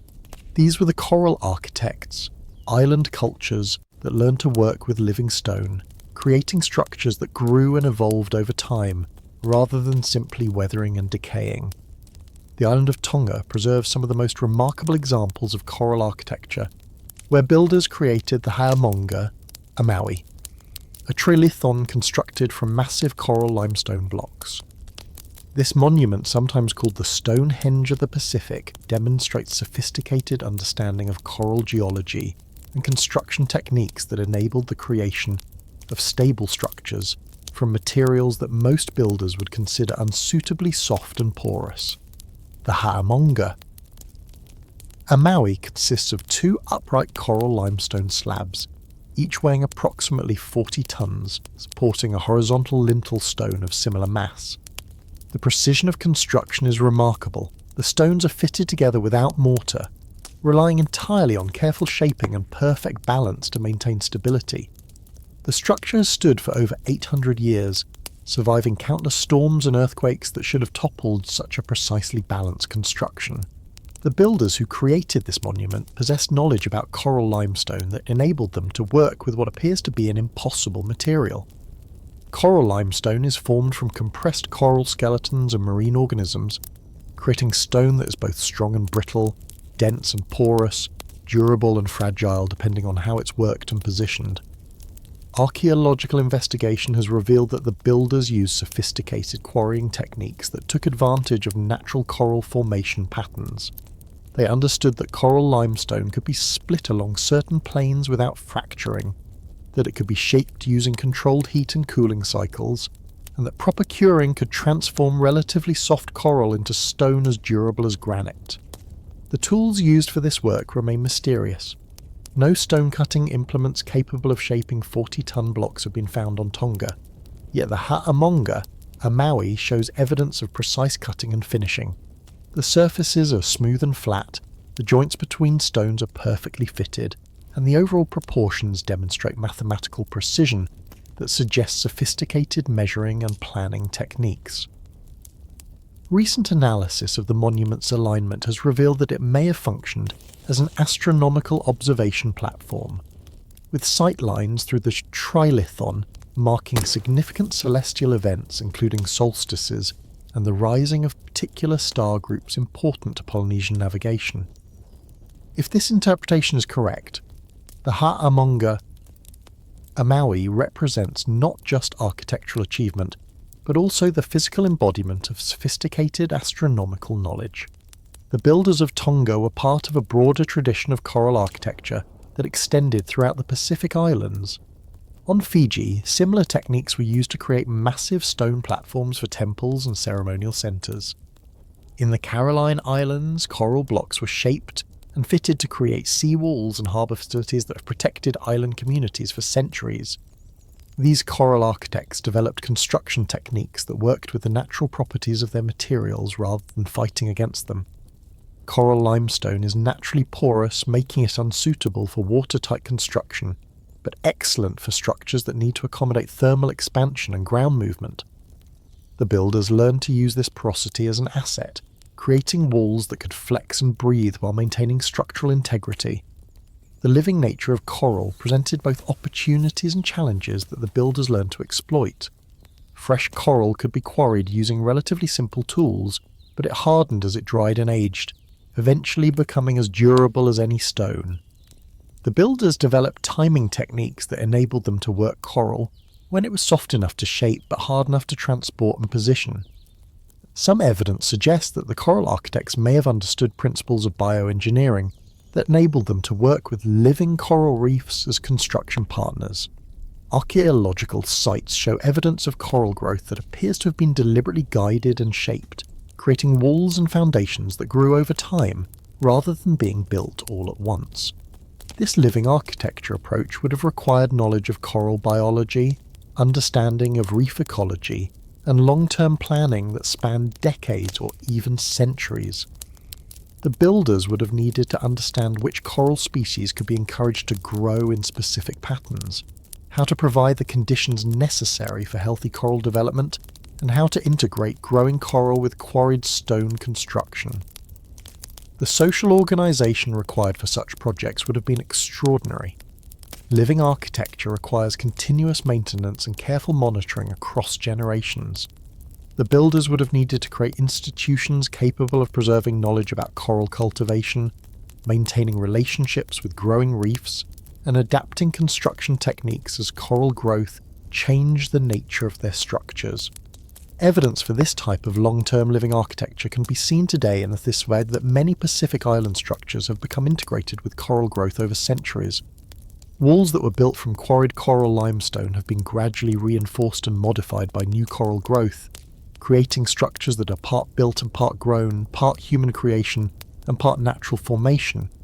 The ecological knowledge required for such architecture extended far beyond simple construction techniques. The builders needed to understand ocean chemistry, seasonal patterns of coral reproduction, the relationships between different species in reef ecosystems, and the long-term effects of human activity on coral health. They created architecture that was not just placed in the environment but integrated with it, dependent on ecological health for its continued existence. This integration of construction with ecology represents a fundamentally different approach to building than most architectural traditions. Rather than creating structures that dominated their environment, the coral architects created buildings that participated in natural systems that contributed to ecological health while serving human needs.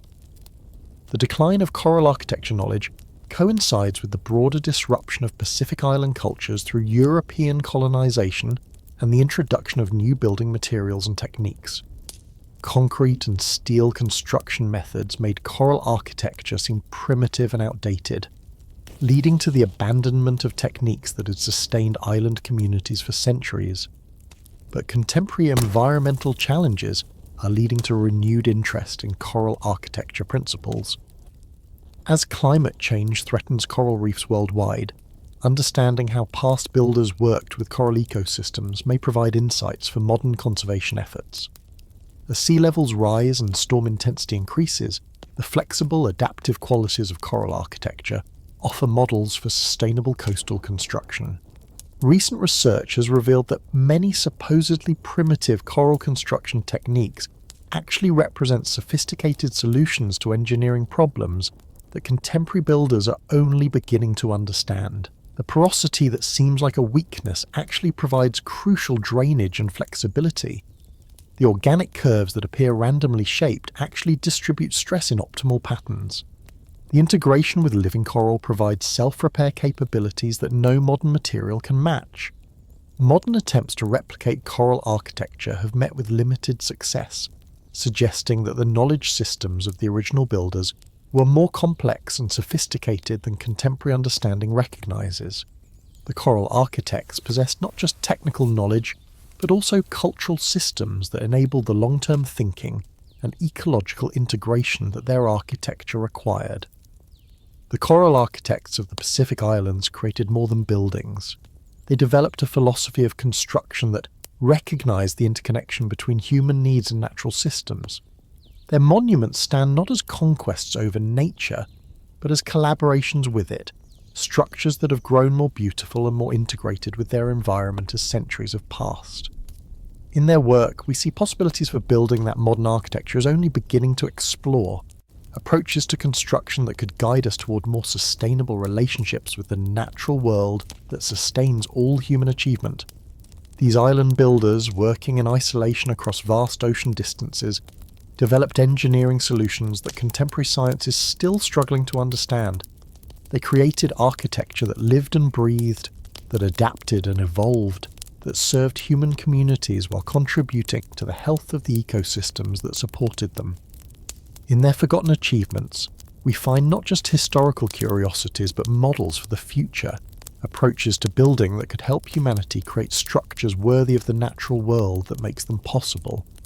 As the tides continue their eternal rhythm around these Pacific monuments, carrying with them the whispers of knowledge that once enabled impossible achievements, we are reminded that the greatest builders were not those who conquered their materials, but those who learned to work with them, not those who dominated their environment, but those who found their place within it. The coral architects understood that the most enduring buildings are those that become part of the world rather than standing apart from it. And in this understanding, they achieved a mastery that no amount of modern technology can replace. The surface world had always been watched, measured, conquered by the rise and fall of empires. But beneath the known earth, in the darkness that never knew the touch of sun or the witness of stars, other hands had been at work. Hands that carved not for glory or display, but for necessity, for survival, for communion with forces that dwelt in the deep places of the world. These were the underground masters, the forgotten architects of the beneath, whose cities and chambers and tunnels formed a shadow civilization that mirrored the one above. In the volcanic landscape of Cappadocia, where fairy chimneys rose like ancient prayers toward heaven, The earth itself concealed its greatest secret. Derinkuyu, they would call it in later times, the deep well, but those who first carved its chambers knew it by older names, names that spoke of refuge and mystery, of communities that could vanish into the stone and emerge generations later, unchanged by the passing of surface time. The builders of Derinkuyu began their work in darkness, guided only by the faint glow of oil lamps that cast dancing shadows on walls that had never known daylight.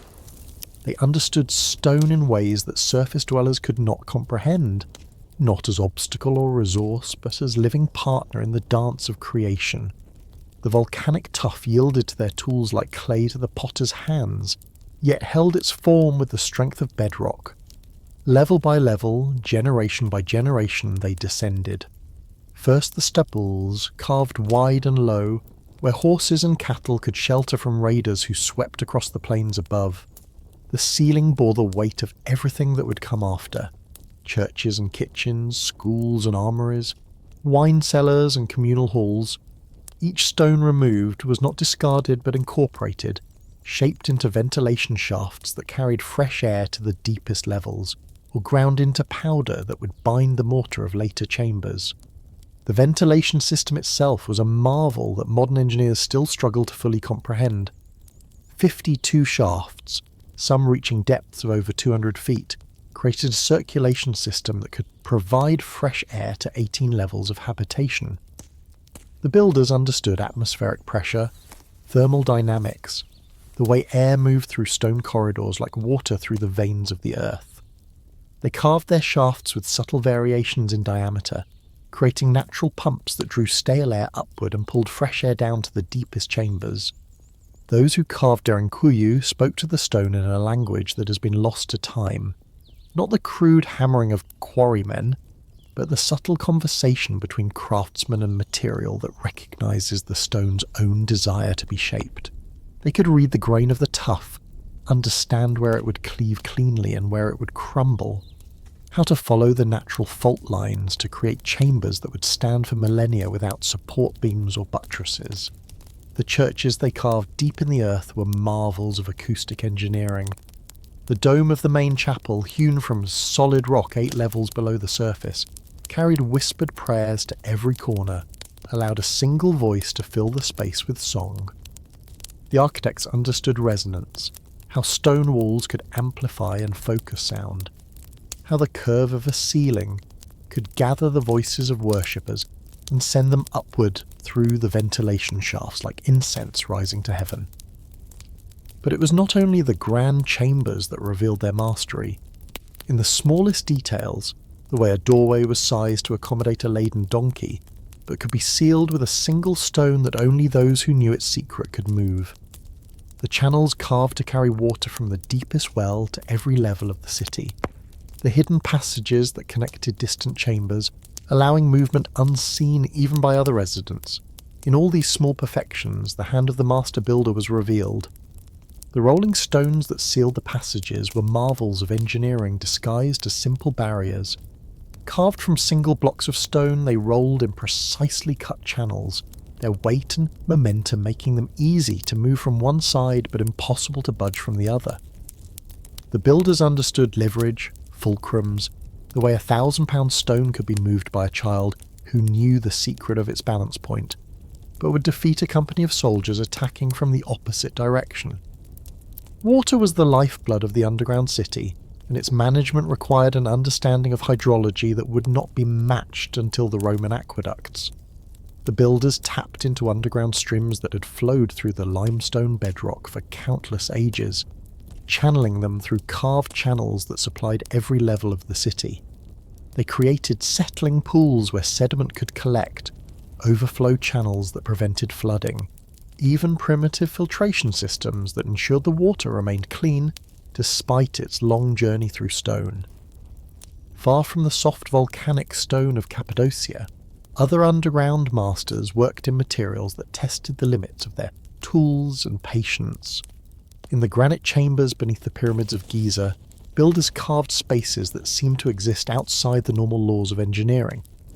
The precision of the cuts, the perfect alignment of massive stone blocks, the way load-bearing walls distribute weight through the pyramid structure, all speak of understanding that goes beyond mere craftsmanship to approach the realm of the mystical. The Grand Gallery within the Great Pyramid remains one of the most enigmatic spaces ever carved from stone. Its walls rise at precisely the same angle as the pyramid's exterior, its corbelled ceiling climbing toward the king's chamber in a series of step stones that distribute the enormous weight of the structure above. But it is more than mere engineering. The acoustics of the space, the way sound behaves within its carefully calculated dimensions, suggest that it was designed not merely as a passage but as a resonating chamber, a space where sound could be focused and amplified for purposes that remain mysterious. The builders of these underground chambers worked with granite blocks that weighed dozens of tons, fitting them together with a precision that would challenge modern machinery. The joints between stones are so tight that a knife blade cannot slide between them. Yet these massive blocks were cut and placed using tools that archaeologists struggle to identify: copper chisels and wooden levers. The conventional wisdom suggests, yet experiments with these tools cannot replicate the precision achieved by the ancient builders. Recent discoveries have revealed additional chambers within the Great Pyramid, spaces that have remained sealed since the monument's construction. Ground-penetrating radar and cosmic ray imaging have detected voids within the structure, chambers that no human has entered in over 4,000 years. These hidden spaces suggest that the pyramid contains levels of complexity that have not yet been explored, architectural mysteries that may never be fully understood.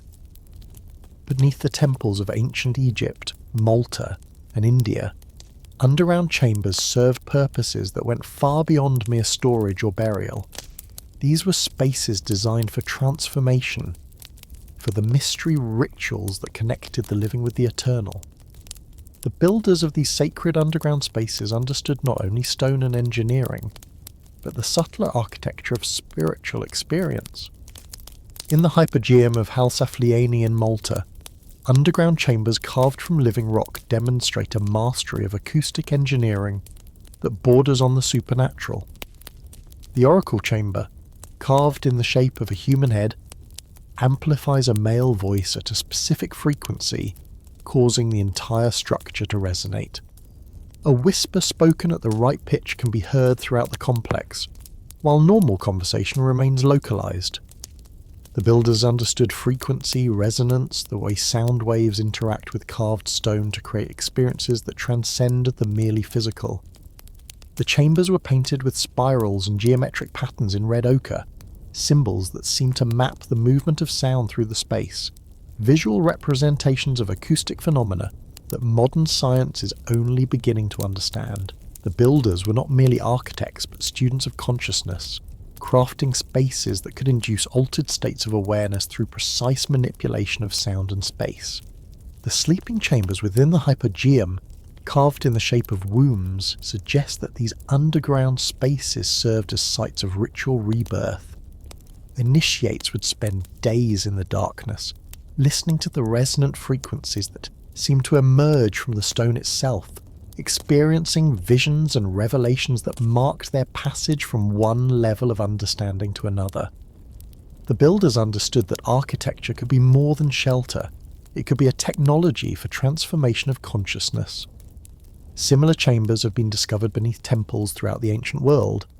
In India, the cave temples of Ajanta and Ellora reveal builders who carved entire monasteries from solid rock, creating spaces that seem to exist outside normal space and time. The precision of the carving, the way light and shadow play through the chambers, the acoustic properties that allow chanted prayers to reverberate for minutes after the voices fall silent, all demonstrate our understanding of architecture as spiritual practice. The builders of these underground temples worked without blueprints or plans, carving their vision directly from the living rock. They began with a simple cave and expanded, following the natural grain of the stone, creating chambers that seemed to grow organically from the earth itself. The process took generations, with master builders passing their knowledge to apprentices who would continue the work long after the original architects had died. In the hidden valleys of Tibet, underground chambers carved from the bedrock of the Himalayas served as repositories for knowledge that was deemed too dangerous or sacred for the surface world. The builders of these chambers worked at altitudes where the air was thin and the stone was harder than granite, creating spaces that could preserve texts and artifacts for millennia. The chambers were designed with sophisticated climate control systems that maintained constant temperature and humidity, regardless of the extreme weather conditions outside. Natural air circulation systems, similar to those found in Derinkuyu but adapted for the high-altitude environment, created stable conditions that prevented the decay of organic materials. Manuscripts written on palm leaves and bark paper, stored in these chambers centuries ago, remain as legible today as when they were first inscribed. The knowledge stored in these underground libraries was vast and varied. Astronomical calculations that predicted eclipses thousands of years in advance, medical texts that described surgical procedures not rediscovered until the modern era, philosophical treatises that explored the nature of consciousness and reality. The builders understood that they were creating not merely storage spaces, but sanctuaries for human wisdom, places where knowledge could survive the collapse of civilizations and the passing of ages. Access to these chambers was restricted through elaborate security systems that made the rolling stones of Derinkuyu seem simple by comparison. Passages were sealed with precisely fitted stone blocks that required specific sequences of movements to open, locks that could only be operated by those who possessed the traditional knowledge. Some chambers contained deadly traps, not the crude mechanisms of treasure hunters' imagination, but sophisticated devices that used the principles of leverage and counterweight to create barriers that could kill the unprepared while remaining harmless to those who knew their secrets. The most mysterious of all underground builders were those who mastered the element of water, creating systems that channeled underground rivers and artesian springs through vast networks of tunnels and chambers. The Qanat systems of Persia, the underground aqueducts of Rome, the mysterious water channels beneath the Nazca lines, all these were the work of builders who understood hydrology with a precision that modern engineers still struggle to match. The Qanat builders of ancient Persia created underground water channels that stretched for hundreds of miles, bringing water from mountain springs to desert cities. These channels, carved through solid rock and soft earth, maintained a precise gradient that allowed water to flow steadily, without stagnating or rushing so fast that it eroded the channel walls. The builders worked in darkness, using only oil lamps for light, following the water's natural path through the earth. The construction of a qanat required not only engineering skill, but also an almost mystical understanding of the underground water table. The master builders could sense the presence of water far below the surface, could predict where springs would be found and how much water they would yield. They worked with surveying instruments that were marvels of precision, devices that could measure tiny changes in elevation over vast distances, ensuring that the water channels maintained their optimal gradient. The qanat system was more than mere engineering, it was a philosophy of living in harmony with the natural world.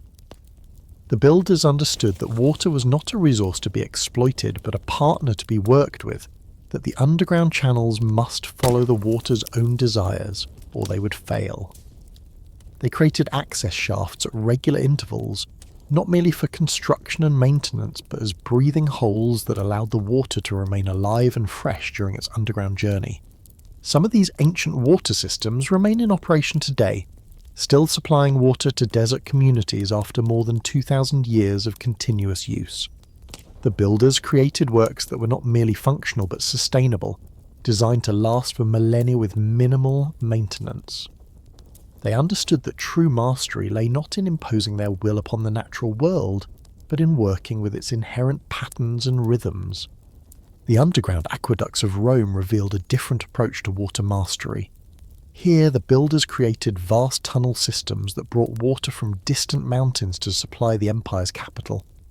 The precision of the engineering was extraordinary. Channels that maintained a steady gradient over distances of dozens of miles, distribution systems that could supply different quarters of the city with water at precise pressures, settling tanks and filtration systems that ensured the water remained clean despite its long journey. But perhaps the most mysterious of all water systems were those discovered beneath the Giza Plateau. Modern ground-penetrating radar has revealed a vast network of chambers and tunnels beneath the pyramids, many of them partially filled with water. The purpose of these underground waterways remains unknown, but their engineering precision suggests they were not merely natural caves but carefully constructed channels. Some researchers suggest that these underground water systems were connected to the construction of the pyramids themselves, that the massive stone blocks were floated into position using water-filled chambers and sophisticated lock systems. The builders would have created temporary lakes beneath the construction site, raising and lowering water levels to lift blocks that weighed hundreds of tons. Once the construction was complete, the chambers would have been drained and sealed, leaving only the evidence of their existence for modern instruments to detect. The builders of these underwater chambers worked with an understanding of hydraulic engineering that would not be seen again until the construction of modern dams and lock systems. They created chambers that could be filled and emptied with precision, controlled flooding that could lift enormous weights without the massive ramps and pulleys that conventional archaeology suggests were necessary for pyramid construction. Water was not merely a tool for these ancient builders, it was a medium for transformation. The underground chambers they carved were often designed to flood and drain according to seasonal patterns or ritual calendars. Initiates would enter the chambers during the dry season, when they were filled with air and the carved reliefs on the walls were visible in the lamplight. As the water levels rose, the chamber would slowly fill, creating an underwater environment where the normal rules of space and time seemed suspended. The underground masters were not merely builders, they were keepers of knowledge, guardians of wisdom that was too precious or too dangerous to trust the surface world. In chambers carved deep in the earth, they preserved not only books and artifacts, but entire ways of understanding the world that have since been lost to human memory. The builders of the underground cities understood that civilizations rise and fall, that empires crumble and are forgotten, but that knowledge carefully preserved in the deep places of the earth can survive any catastrophe.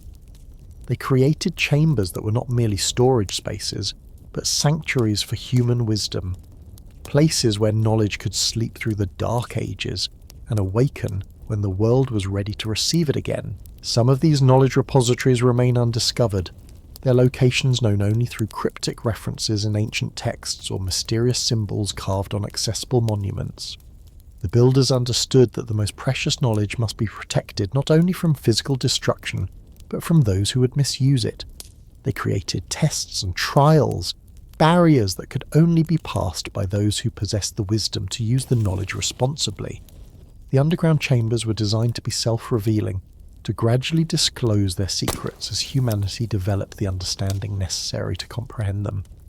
What appeared to be simple storage spaces to earlier generations of explorers reveal themselves as sophisticated laboratories and libraries when examined with modern instruments. The builders embedded their knowledge in the very architecture of the chambers, encoding wisdom in the proportions of rooms, the angles of corridors, the acoustic properties of carved spaces. As the centuries passed, the surface world forgot the underground masters. Their names were lost, their techniques forgotten, their very existence denied by those who could not believe that ancient peoples possessed such sophisticated knowledge. But their works remained, hidden in the darkness, waiting for a time when humanity would once again need the wisdom of the deep places. The builders had understood something that the surface world had forgotten, that true knowledge is not merely information but transformation, not merely facts but wisdom. They had created spaces that were not merely repositories but incubators, places where knowledge could grow and evolve, where each generation of seekers could add their own understanding to the accumulated wisdom of the ages. In the deepest levels of Drinkuyu, chambers have been discovered that appear to have no practical purpose. They are too small for habitation, too remote for storage, too precisely carved to be mere utility spaces. These chambers may have served as meditation cells, places where individuals could retreat from the community to seek solitude and contemplation in the absolute darkness of the deep earth. The builders understood that darkness was not merely the absence of light, but a presence in itself, a medium that could facilitate certain kinds of perception and understanding. In the complete darkness of the underground chambers, deprived of visual stimulation, the mind could turn inward, could access forms of knowledge that were not available to the normal waking consciousness. These chambers were carved with the same precision as the grand halls and churches, but their purpose was entirely different. They were spaces for individual transformation, cells where seekers could undergo the dissolution of ordinary consciousness and emerge with new understanding. The builders provided only the bare minimum, a carved niche for an oil lamp that could be extinguished when complete darkness was desired, a simple stone platform for sitting or lying, a ventilation shaft so subtle that it provided fresh air without any sense of connection to the world above. The transformation that occurred in these chambers was not merely personal but collective. The insights gained in the darkness were brought back to the community, shared through the complex social networks that connected the various levels of the underground city. The builders had created not merely a place of refuge, but a space for the evolution of consciousness, where individual seekers could access wisdom that would benefit the entire community. As the last of the oil lamps was extinguished in the deepest chambers, as the final generation of builders completed their work and sealed the passages behind them, the underground cities entered a long sleep. The chambers that had echoed with voices and footsteps fell silent, their precise acoustics holding only the whisper of air moving through stone corridors. But the work of the underground masters was not finished. In the darkness, their creations waited. The chambers they had carved, the systems they had engineered, the knowledge they had preserved, all remained intact, ready to serve a future generation that would once again need the wisdom of the deep places. They had built not for their own time but for all time, creating works that would endure long after the surface world had forgotten their names. The underground masters had understood something that the surface world struggles to comprehend. That true building is not about conquering space, but about creating harmony between human needs and natural forces. They had worked with stone and water, air and earth, not as materials to be dominated, but as partners in the dance of creation. Their legacy lies not merely in the chambers they carved, but in the understanding they embodied, the knowledge that building is an art that serves not only the body but the soul. And so the underground cities wait, their chambers holding the breath of ages, their passages echoing with the footsteps of builders long dead but not forgotten. In the darkness that never changes, in the silence that holds all possibilities, the work of the underground masters continues, for they built not merely for their own generation, but for all the generations yet to come, creating spaces where the deepest human needs could be sat, where the most precious knowledge could be preserved, where the connection between earth and sky, between human and divine, could be experienced in all its transformative power. The torch passes through the darkness, carried by hands that understand the weight of stone and the flow of water. The resonance of carved chambers and the silence of the deep places where true wisdom is born. The morning mist rises from the valleys where ancient stones sleep, carrying with it the whispers of those who carved their dreams into granite and limestone, who moved mountains and bent rivers to their will. In this final hour of our journey through the forgotten realms of master builders, we find ourselves standing at the threshold between what was known and what remains eternally mysterious. The shadows are longer here, the silence deeper, as if the earth itself holds its breath before revealing its most sacred secrets. Across continents and centuries, the echoes of their hammers and chisels still resonate through stone corridors and megalithic chambers. Each monument they left behind speaks in a language older than words, older than written history, older perhaps than the civilizations we think we understand.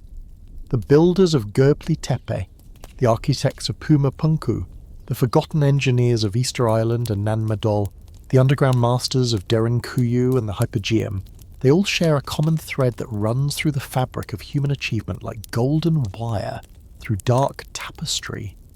This thread is not merely technological, though their mastery of stone and space defies our modern understanding. It is not simply architectural, though their monuments challenge every assumption about what primitive tools and ancient minds could accomplish. The thread that connects these forgotten builders is something more profound, more elusive, a way of seeing the world that we have lost, a relationship with the earth and sky, and stone that modern civilization has forgotten how to speak. In the pre-dawn hours, when the world is caught between darkness and light, the ancient stones seem to breathe with their own rhythm. At Stonehenge, the sarsen stones stand in their eternal circle, their surfaces worn smooth by millennia of wind and rain, yet still holding within their crystalline hearts the memory of the hands that shaped them. The builders who raised these monoliths understood something about stone that we are only beginning to glimpse. That rock is not merely dead matter, but a living archive of time itself. Every stone tells a story not just of its geological formation over millions of years, but of its journey from quarry to monument, of the minds that selected it for its specific properties, of the ceremonies that may have consecrated its placement. The builders of antiquity read stone like scribes read papyrus, understanding the subtle variations in grain and colour, the hidden stress points and natural fractures, the resonant frequencies that could make a megalith sing in harmony with the Earth's own vibrations. At Newgrange, the massive stones that form the passage tomb were chosen not just for their size and durability, but for their acoustic properties. The chamber within resonates at frequencies that induce altered states of consciousness, transforming the monument into more than a tomb, into a device for transcending the boundaries between life and death, between the material world and the realm of spirit. The builders understood that stone could be more than mere building material. It could be a medium for transformation, a bridge between worlds. This understanding extends far beyond the Celtic monuments of Ireland and Britain. In the high Andes, the builders of Sacsayhuaman fitted massive blocks of stone together with such precision that not even a knife blade can slip between their joints. But the achievement goes deeper than mere craftsmanship. The stones themselves seem to flow like liquid, their edges curved and organic, as if the builders had found a way to make solid rock as malleable as clay. Modern engineers struggle to explain how such precision was achieved with the tools supposedly available to the Inca. But perhaps they are asking the wrong questions. Perhaps the secret lies not in the tools they used, but in the way they understood the stone itself. Legends speak of plants that could soften rock, of sounds that could split granite, of ceremonies that could make solid matter yield to human will. While these stories strain the bounds of credibility, they point toward a worldview radically different from our own, one in which the boundary between mind and matter was more fluid, where consciousness itself was recognized as a force capable of shaping physical reality. In Egypt, the builders of the Great Pyramid demonstrated an understanding of mathematics and astronomy that rivals our own. The monument encodes the mathematical constant A, the golden ratio, and precise astronomical alignments that would remain accurate for thousands of years. But more than demonstrating technical knowledge, the pyramid embodies a philosophy, a way of thinking about the relationship between earth and heaven, between human achievement and cosmic order. The pyramid's internal chambers resonate at specific frequencies, creating acoustic effects that modern sound engineers are only beginning to understand.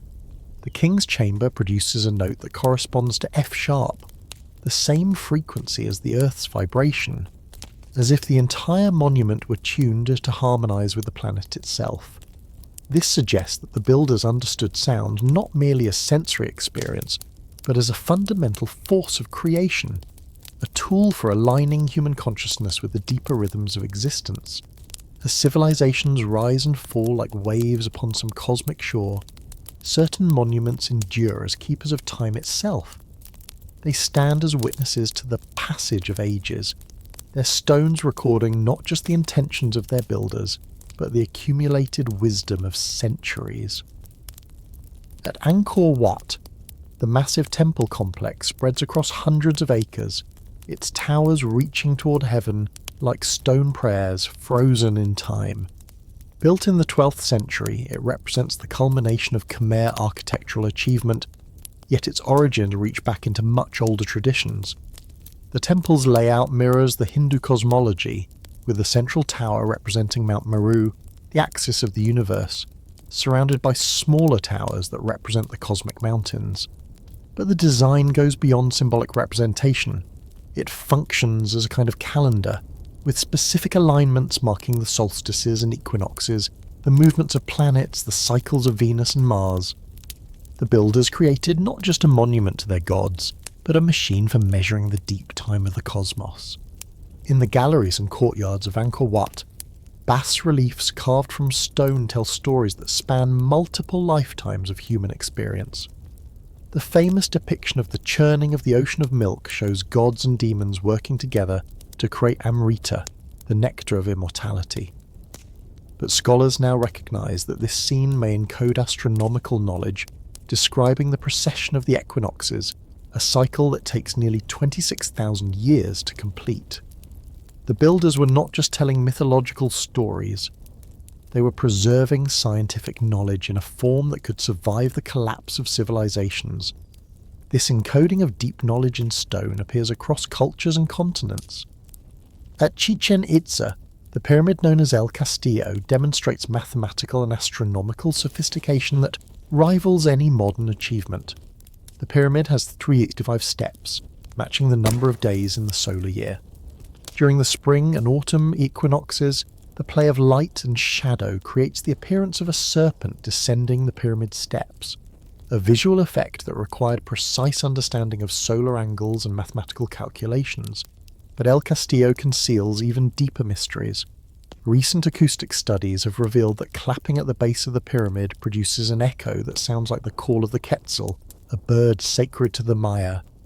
The phenomenon results from the precise spacing of the steps and the acoustic properties of the stone, an effect that could only have been achieved through deliberate design.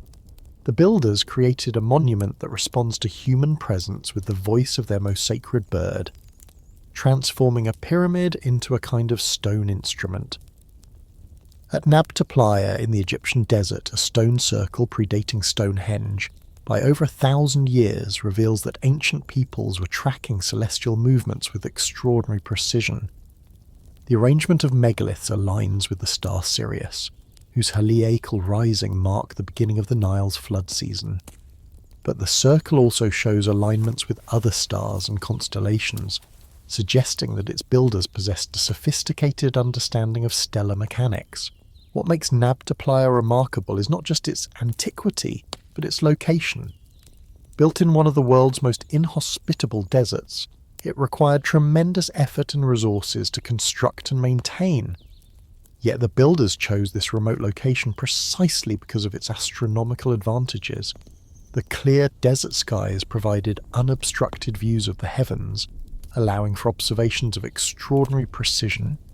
They were willing to endure hardship in pursuit of cosmic knowledge, demonstrating a devotion to understanding that transcends mere practical necessity. These monuments suggest that ancient peoples possessed not just sophisticated technical knowledge, but a different relationship with time itself. While modern civilization focuses on short-term goals and immediate results, the builders of antiquity thought in terms of centuries and millennia.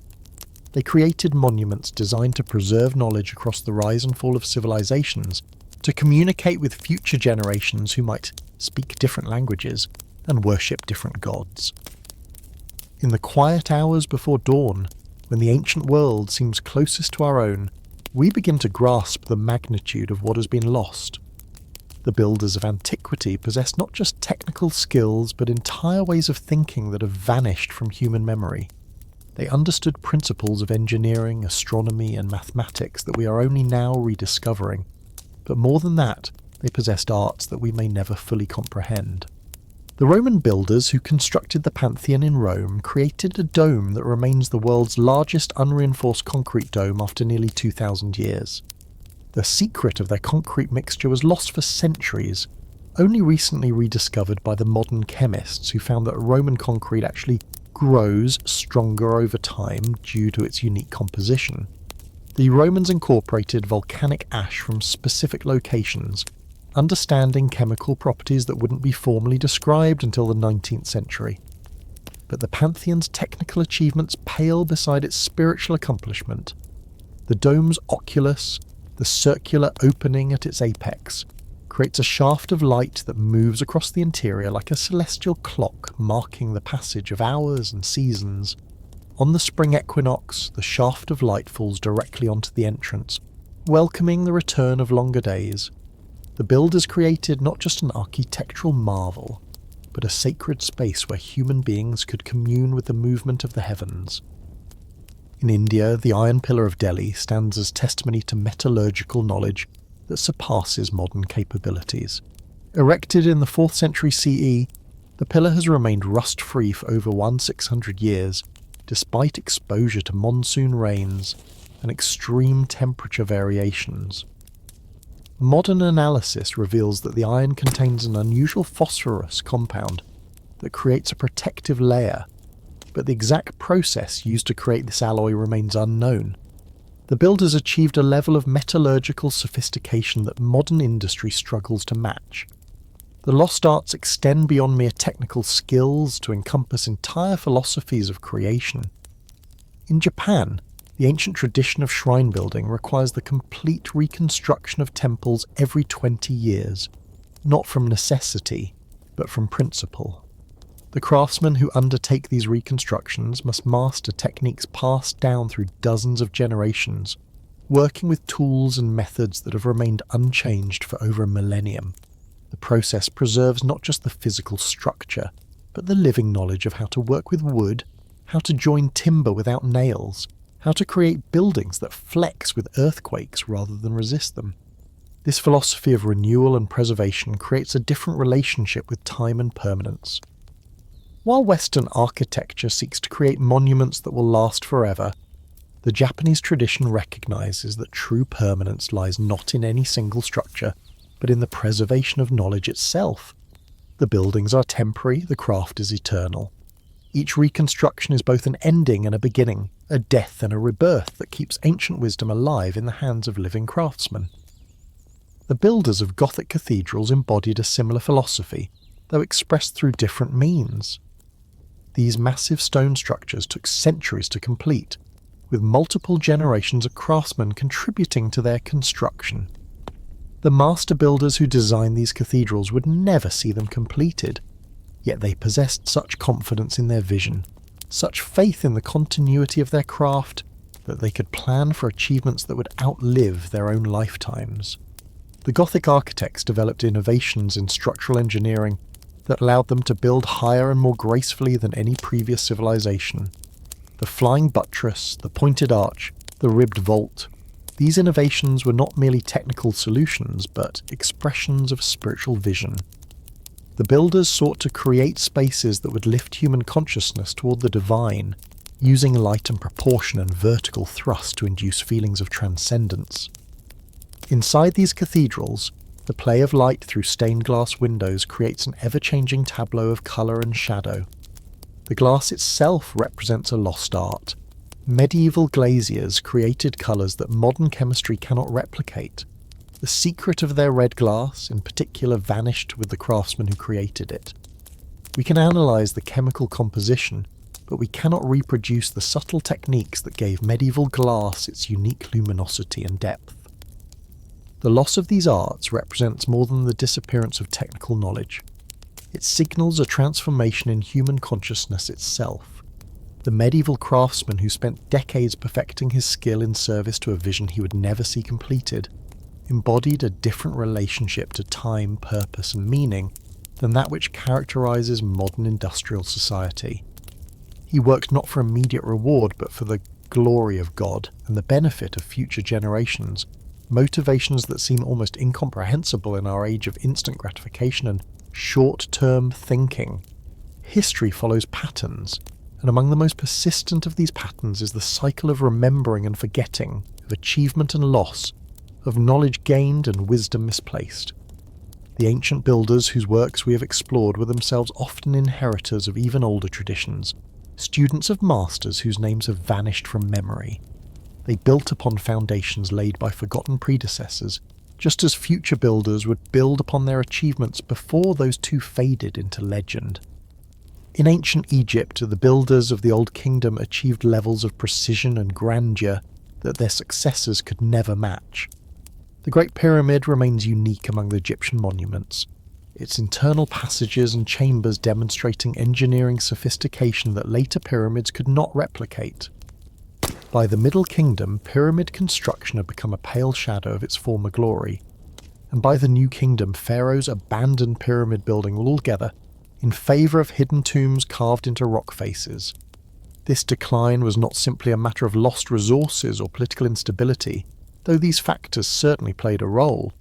More fundamentally, it represents the loss of a way of thinking, an approach to problem solving that could not be preserved in written instructions or passed down through formal education. The knowledge that built the Great Pyramid was embodied knowledge, held in the hands and minds of craftsmen who learned through decades of apprenticeship and practice. When those craftsmen died without passing on their full knowledge, irreplaceable wisdom died with them. The same pattern repeated across civilizations.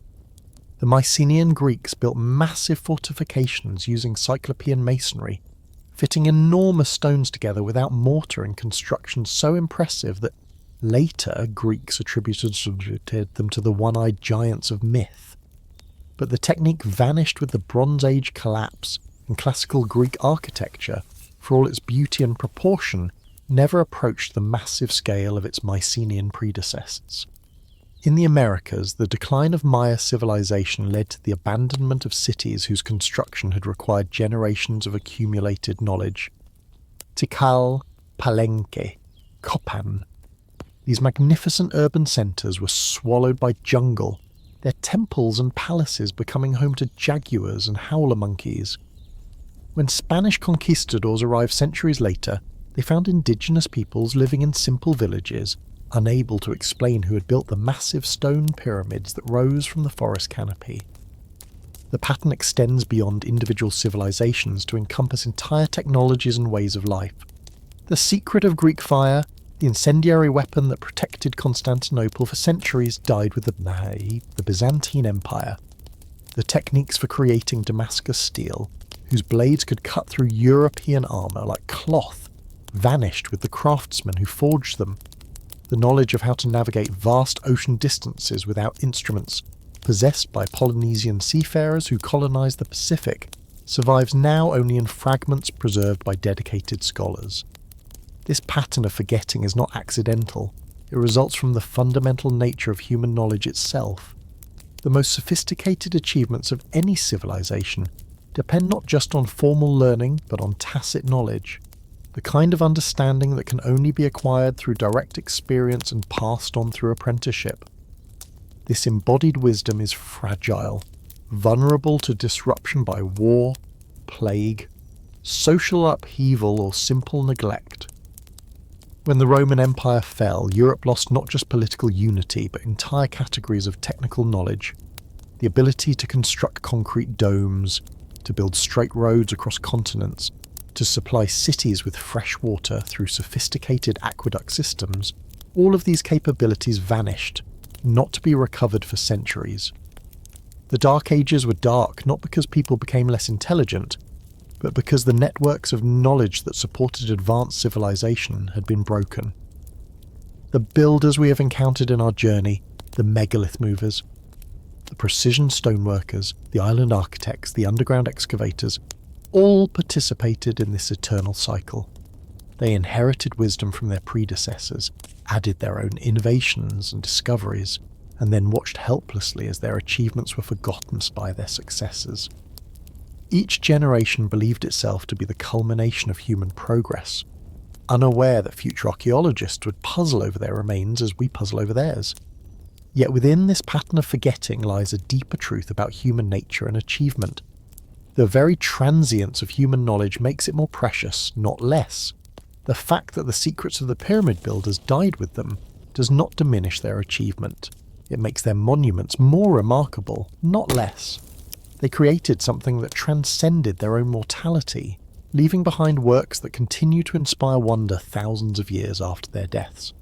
In our own age, as we stand among the ruins and monuments left by forgotten builders, we find ourselves driven by the same impulse that motivated our ancestors, the desire to understand, to preserve, to create something lasting. Modern archaeologists and engineers approach ancient monuments with sophisticated tools and scientific methods, yet they often find themselves humbled by achievements they cannot fully explain or replicate.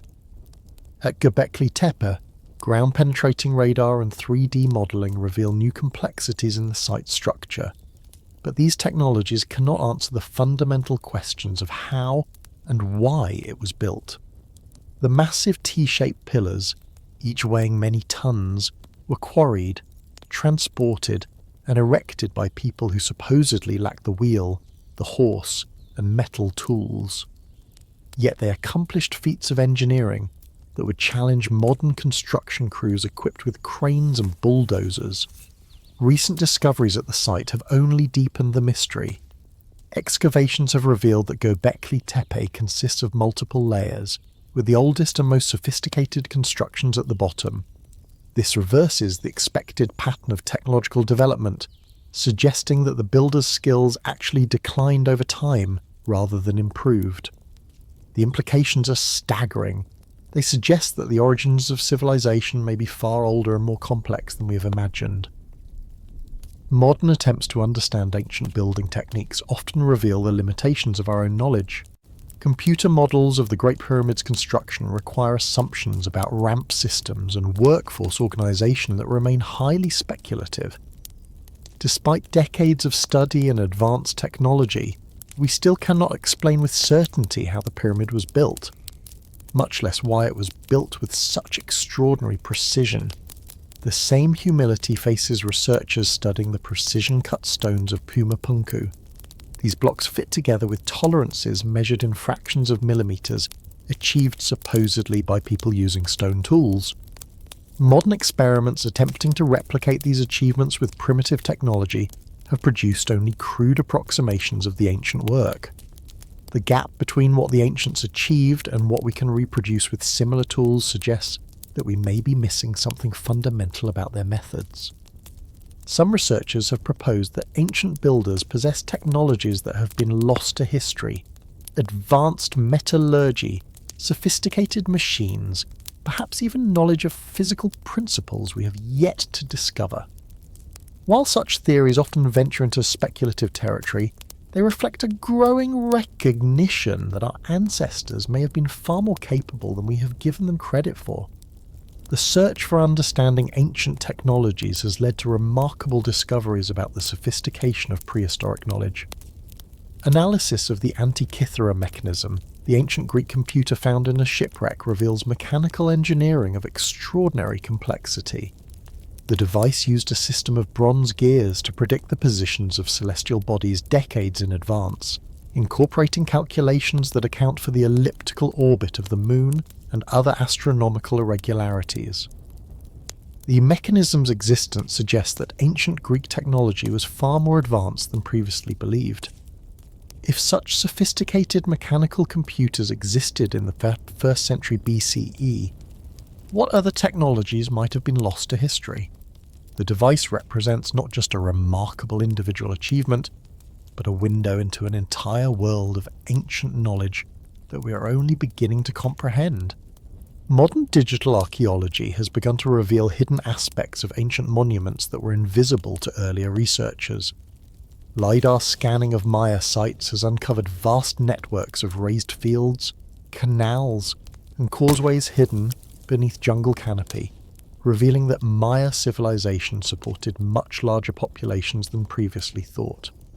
The technology shows that the Maya were not just builders of monuments, but landscape architects who transformed entire regions to support their civilization. In Egypt, cosmic ray meography has detected possible hidden chambers within the Great Pyramid, suggesting that even this most studied of ancient monuments still holds secrets.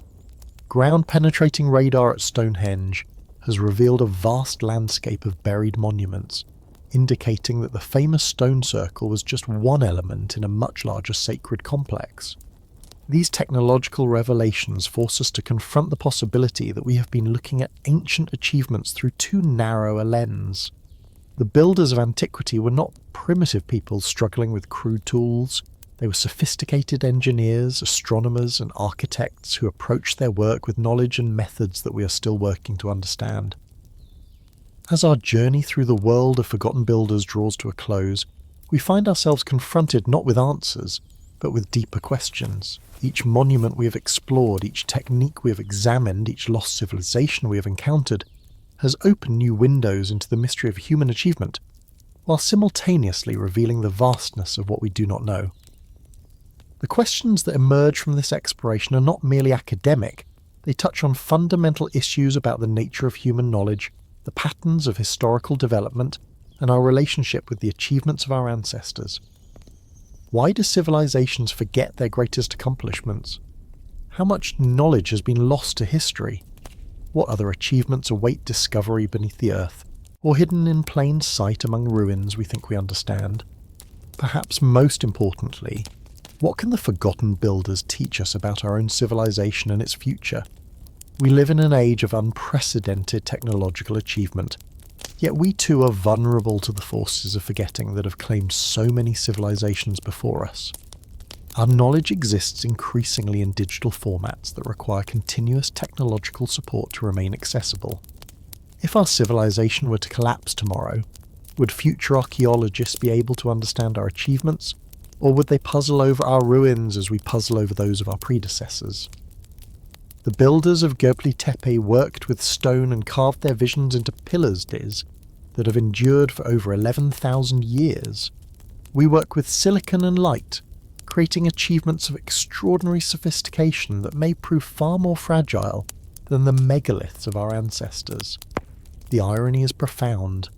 As our technology becomes more advanced, it also becomes more vulnerable to the forces of time and change. The precision builders of Puma Punku created joints so perfect that they have survived earthquakes and centuries of weathering. We create buildings that require constant maintenance and materials that degrade within decades. Our achievements are impressive but ephemeral, while theirs were simple but eternal. This contrast raises uncomfortable questions about progress and permanence, about whether our civilization is truly more advanced than those that came before. The island architects of Easter Island and Madol accomplished their feats in isolation, working without connection to other civilizations or access to global resources. We achieve our greatest works through vast networks of cooperation and exchange, depending on supply chains that span continents and resources drawn from around the world. Our achievements are collective in a way that theirs were not, but this interconnectedness also creates new forms of vulnerability. The underground masters who carved out the subterranean cities of Cappadocia and Malta created refuges that could shelter entire populations for months or years. These monuments reflect a different understanding of security and survival, one focused on depth rather than height, on concealment rather than display, on endurance rather than efficiency. As our own world faces unprecedented challenges, perhaps there is wisdom to be found in their approach to building for uncertain futures. The questions posed by ancient achievements extend beyond matters of technology and engineering to encompass deeper philosophical concerns. The builders we have studied created their monuments not just for practical utility, but as expressions of meaning and purpose. Their works embody beliefs about the nature of reality, the relationship between human and divine, the importance of permanence in an impermanent world. Modern civilization, despite its technological prowess, often struggles with questions of meaning and purpose. We can build higher and faster than any previous civilization, but we seem less certain about why we build or what lasting value our constructions might have. The ancient builders, working with simpler tools but clearer vision, created monuments that continue to inspire wonder and reverence thousands of years after their completion. Their achievements suggest that the most important element in any great building project is not technology, but intention, not the sophistication of tools, but the clarity of purpose.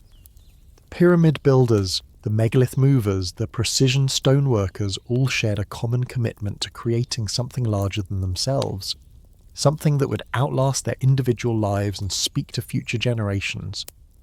This commitment required not just technical skill, but spiritual discipline, the ability to work toward goals they would never see completed, to subordinate immediate desires to long-term vision, to trust that their labour would have meaning even if its ultimate purpose remained mysterious. These qualities seem increasingly rare in our age of instant gratification and short-term thinking, yet they may be essential for addressing the challenges that face our own civilization. As we stand among the ruins of forgotten civilizations, we are reminded that all human achievements are temporary. The greatest pyramids will eventually crumble. The most precisely fitted stones will eventually separate. The most carefully carved chambers will eventually collapse. Yet this recognition of impermanence does not diminish the value of what has been accomplished. It enhances it. The forgotten builders created their monuments knowing that they would not last forever, yet they built them anyway. This act of creation in the face of ultimate futility represents something essentially human. The drive to make meaning through making, to assert purpose through construction, to create order from chaos, even in the knowledge that chaos will ultimately prevail.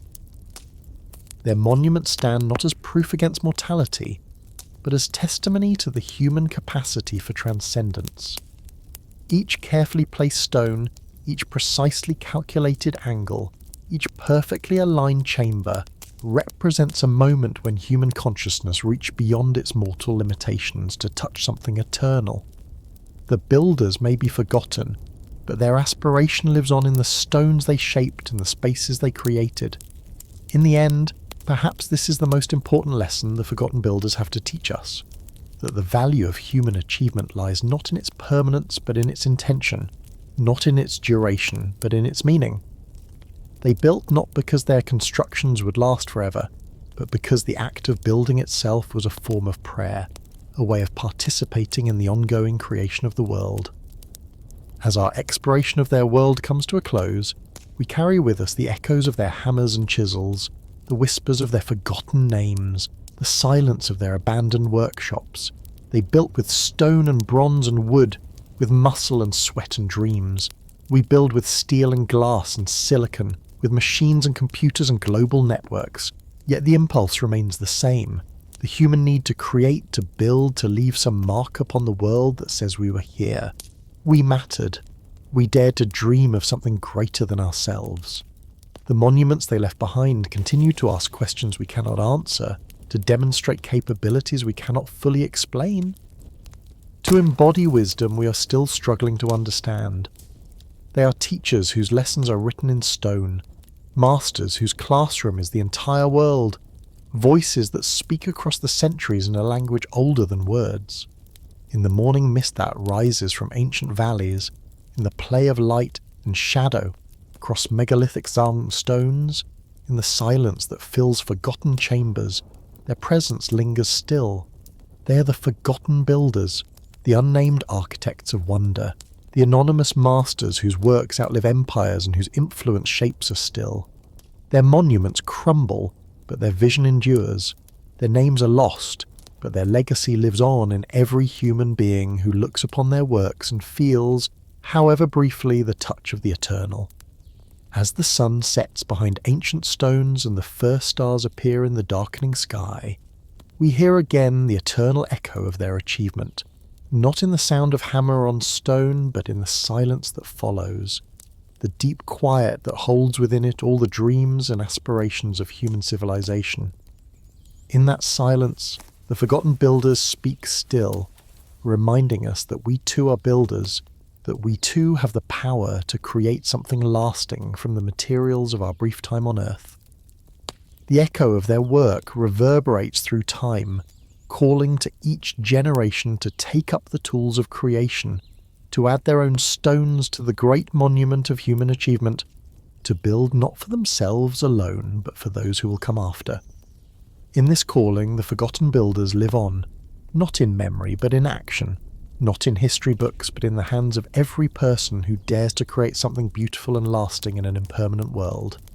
And so we leave them as we found them, working in the pre-dawn darkness, shaping stone with his patient hands, building bridges between earth and heaven, between the mortal and eternal, between what is and what might be.